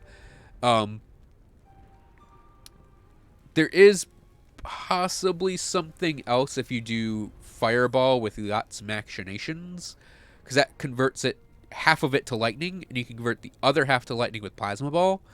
And then those gloves apply spark charges with the fireballs, so you can go up and do like the Fire Spray Ember thing, and then the homing balls, Seeker's Ash, and then the lightning penetration. I wish it had lightning shred on that node, but yeah, you can do like lightning fireballs and just have a ton of fireballs flying all over the place. and they'll seek out. And if you go to 100% pierce, they do that thing where they sort of like hit the same target because you have that. So you do embers, 100% pierce, Seeker's Ashes, and you have like the fireballs that are like bouncing around enemies, and they'll apply spark charges as they go. That's definitely an option. I just prefer Mana Strike for it because of the Fragment of the Enigma, just giving you more damage on the spark charges from Mana Strike. Yep, that would probably be it for my little alternate recommendations. For gearing, as I mentioned, Fractured Crown, kind of our centerpiece item here. For the uninitiated, it's kind of tricky to get.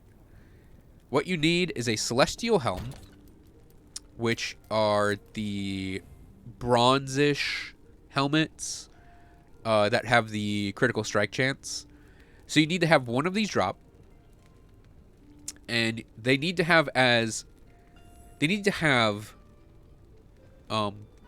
plus to mana and plus to damage dealt to mana before health. It needs those two prefixes. They can be either as prefixes or they can be Despair glyphed away. I don't think I have one that just has one of those, but yeah. And then what you need is the helmet has to have 21 total tiers. So actually, this has 21, right? Because it has the 6 and then the 3 5s. But it doesn't have mana and damage dealt to mana before health. So you can get the 21 by having something sealed away, because it will count those tiers. And then the 2 prefixes. Or you can, if you manage it and you have like an Exalted Suffix, or Exalted Mana, or damage dealt to mana before health, you can have the Exalted in a tier 6, and then everything else is a tier 5. So you need to have those conditions met, and then you need to burn a Rune of Ascendance on it. So yeah, your Glyphs of Despair and your Rune of Ascendances, kind of important to making a Fractured Crown. Now, when you roll it, it actually has a lot of RNG involved. Mine actually turned out to be an alright one, because we got almost max on the increased crit chance implicit. We got above 100 on the crit strike multiplier. We have better than average on the mana, and very close to that 50%, which is probably the most important line here. 50% damage dealt to mana before health. We got 41%, which is very nice. I do have another one sitting around that did 22%. Obviously not as good, but that one actually rolled pretty okay for everything else, which is a little sad. I highly, highly recommend getting one of these for the Sorcerer. I would even recommend it on the Spellblade. I'm going to try it on my Spellblade in the near future just to see if it's worth it. Because Spellblade does a lot of ward generating, but not having to worry about putting points on ward generators means you can do more points on damage. So it might actually be worth it there. But yeah, I do highly recommend doing this particular setup for the Sorc. And really, it's probably the one piece of gear I would say is required for my particular setup here. The other one is pretty much Fragment of the Enigma, but this one was my first one that dropped. And I've had about 5 or 6 drop, so they're not that rare. It just took forever for the first one to unlock. It basically unscrewed the pickle jar, though, on them, and I've gotten them pretty consistently since then.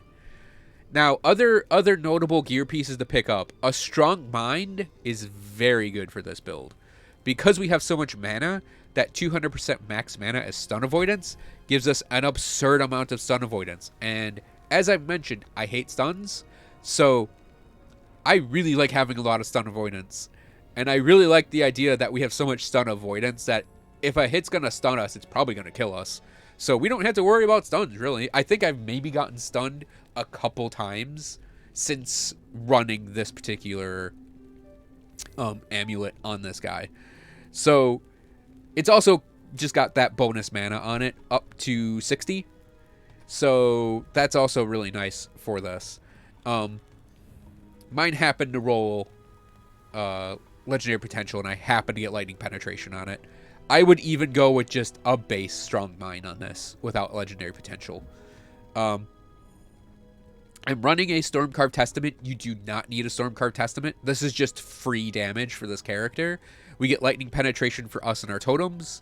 We get more spell lightning damage for us and our totems. More shock chance for us and our totems. More lightning resistance for us and our totems.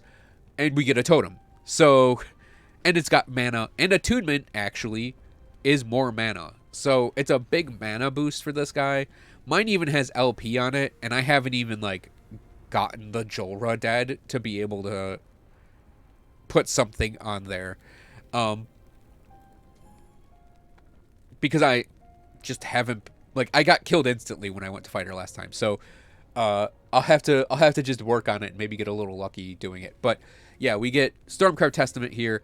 I think this is a good time to mention the alternate thing that you could run there, and that is anything with endurance threshold.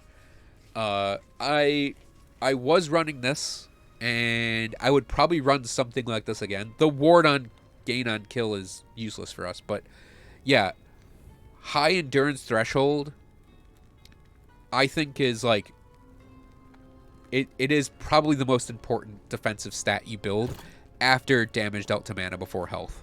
So I do have damage dealt to mana before health on my chest piece that happened to drop as a mana, the 111 mana booster that happened to drop on the mage body armor that gives the percent mana increase, which is great. That's a huge chunk of mana, and I definitely recommend this chest piece type over the others. If you want, though, another alternative would be the chest pieces that do the crit avoidance. That would also be good. If you get like a high mana one, extra armor, damage dealt to mana before health, that would be really good too. But yeah, I definitely put this as my most recommended chest piece. And for endurance threshold, you can get it basically everywhere else, except your weapon. I have it on my ring, my other ring, my belt, and my gloves. I don't think it drops on boots, but you could also get it on your relic, and that helps with your defenses, because endurance threshold, my understanding of this is you're hit with the damage, half the damage is kicked over to your mana, and that remaining damage is affected by your endurance. So because that damage is getting split apart, more of your endurance will eat it up and thus reduce the damage even further. So you have another layer of damage reduction thanks to you splitting the damage apart. I might be wrong on that, and it might be a different mechanism doing it, but my understanding is you want the high endurance threshold because you're reducing your damage by sending it to your mana, and thus getting it under your threshold. Yeah, so other stats to look for on gear are the usual suspects. You want to get your resistances built up. And actually, I will point out, this guy had really terrible resistances for a long time after getting that Fractured Crown in, because I was doing endurance threshold paired with just whatever I could get. And he was super tanky then. Resistances and armor are additional types of damage reduction that go with this. So this is like, you take all of your defensive aspects in the game and you're putting this big ol' umbrella over the top of everything that just amps up your protection for yourself even more. I think it's the main reason we can get so tanky as a sorcerer. So I would highly recommend some increased area for area skills, because that will actually make your, you can see the width of that. That actually makes that significantly larger, which is really nice. If you can get armor shred in there, that's nice because that's more free damage. But yeah, it's pretty much just fill the slots with what you can get. I am very much looking for opal rings right now that have the endurance threshold and good stats, because I would consider trading this out at this point for another opal ring if it had endurance threshold, because I want that cooldown on there. Same thing with my boots. I actually I'm using my boots as my critical avoidance. I would actually like to have that be cooldown if I can pair the cooldown and critical avoidance. I know I have cooldown boots, and I might actually put them back on. But yeah, that's our only source of critical avoidance is the boots right now. So for weapon, I'm using a wand. You can use a scepter or a crystal sword. My wand just gives everything I want to me, including the stun chance, the shock chance, blinding, increased lightning damage, spell crit. It's all very nice. A perfect version of this would be probably better rolls. But yeah, for other, like, I was running that before, so high shock chance is nice. And then that one, high stun chance is also really nice because it keeps you safe. But yeah, a good scepter that has, you know, something similar, like that would actually be an okay one because your mana strike will deal more damage. Your orb will deal less damage, but you may not even notice that. It might be a negligible amount of damage. And then I have been considering going back to this sword on this guy because that's a lot of spell damage, but we lose a chunk of mana. But I've recently gained a lot of the mana. So I'm actually thinking of going to this because we can swing this sword. Like, the sword swings very quickly, which means we would very quickly apply spark charges. So, yeah, it's a debate right now between me using this particular crystal sword and this particular crystal wand. And yeah, I recommend the crystal wand class because of the bonus mana. Regardless of what you end up picking, that's the first thing I would go for. Even as a yellow item, I would go for a crystal wand. Oh yeah, a dagger could also work, because daggers can swing very fast to apply the spark charges. The rune daggers give you spell damage too. But yeah, I would say in terms of tier, it would go like crystal wand, really well rolled crystal sword, scepter, rune dagger. For idols, real quick, increased armor and mana, period. You want as many of those as you can get. I'm running 4 of them. I don't even bother with resistances on this. We are that tanky through the damage dealt to mana before health that don't need to worry about resistances on idols. If you want to worry about them, that's fine. I definitely would say get the armor mana ones, at least the 4 of them. And then if you can get the plus mana with that, that's also great. Increased crit chance with lightning skills, also great. Added static or tendrils, also great. And then I have the I have actually just one that is the lightning damage lightning aegis combo, and then I have a damage reflected with chance to gain lightning aegis. I would actually want to do 2 capacitive adorned arcane idols of electromancy together instead of this one. This one is good enough for me and it works well enough, but yeah, I'd actually want to get that damage in there instead. And I think that's everything.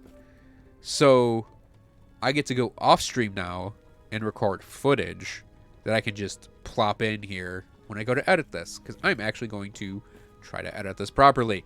And if it shows up on YouTube, then you've obviously seen edited stuff. Been a while.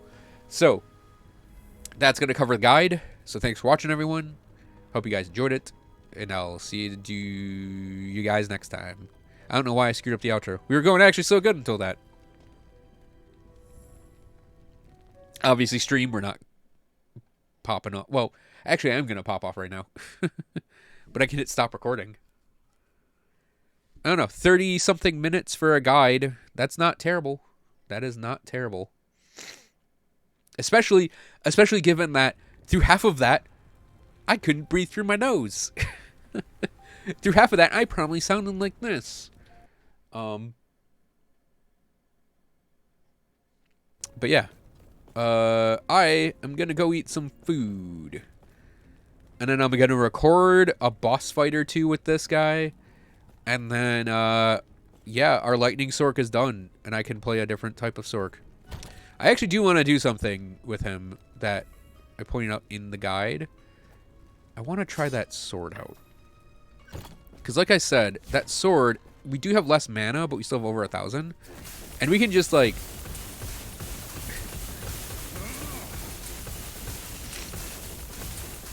That's not an insignificant amount of damage on that. I mean, that's also not an insignificant amount of damage, but...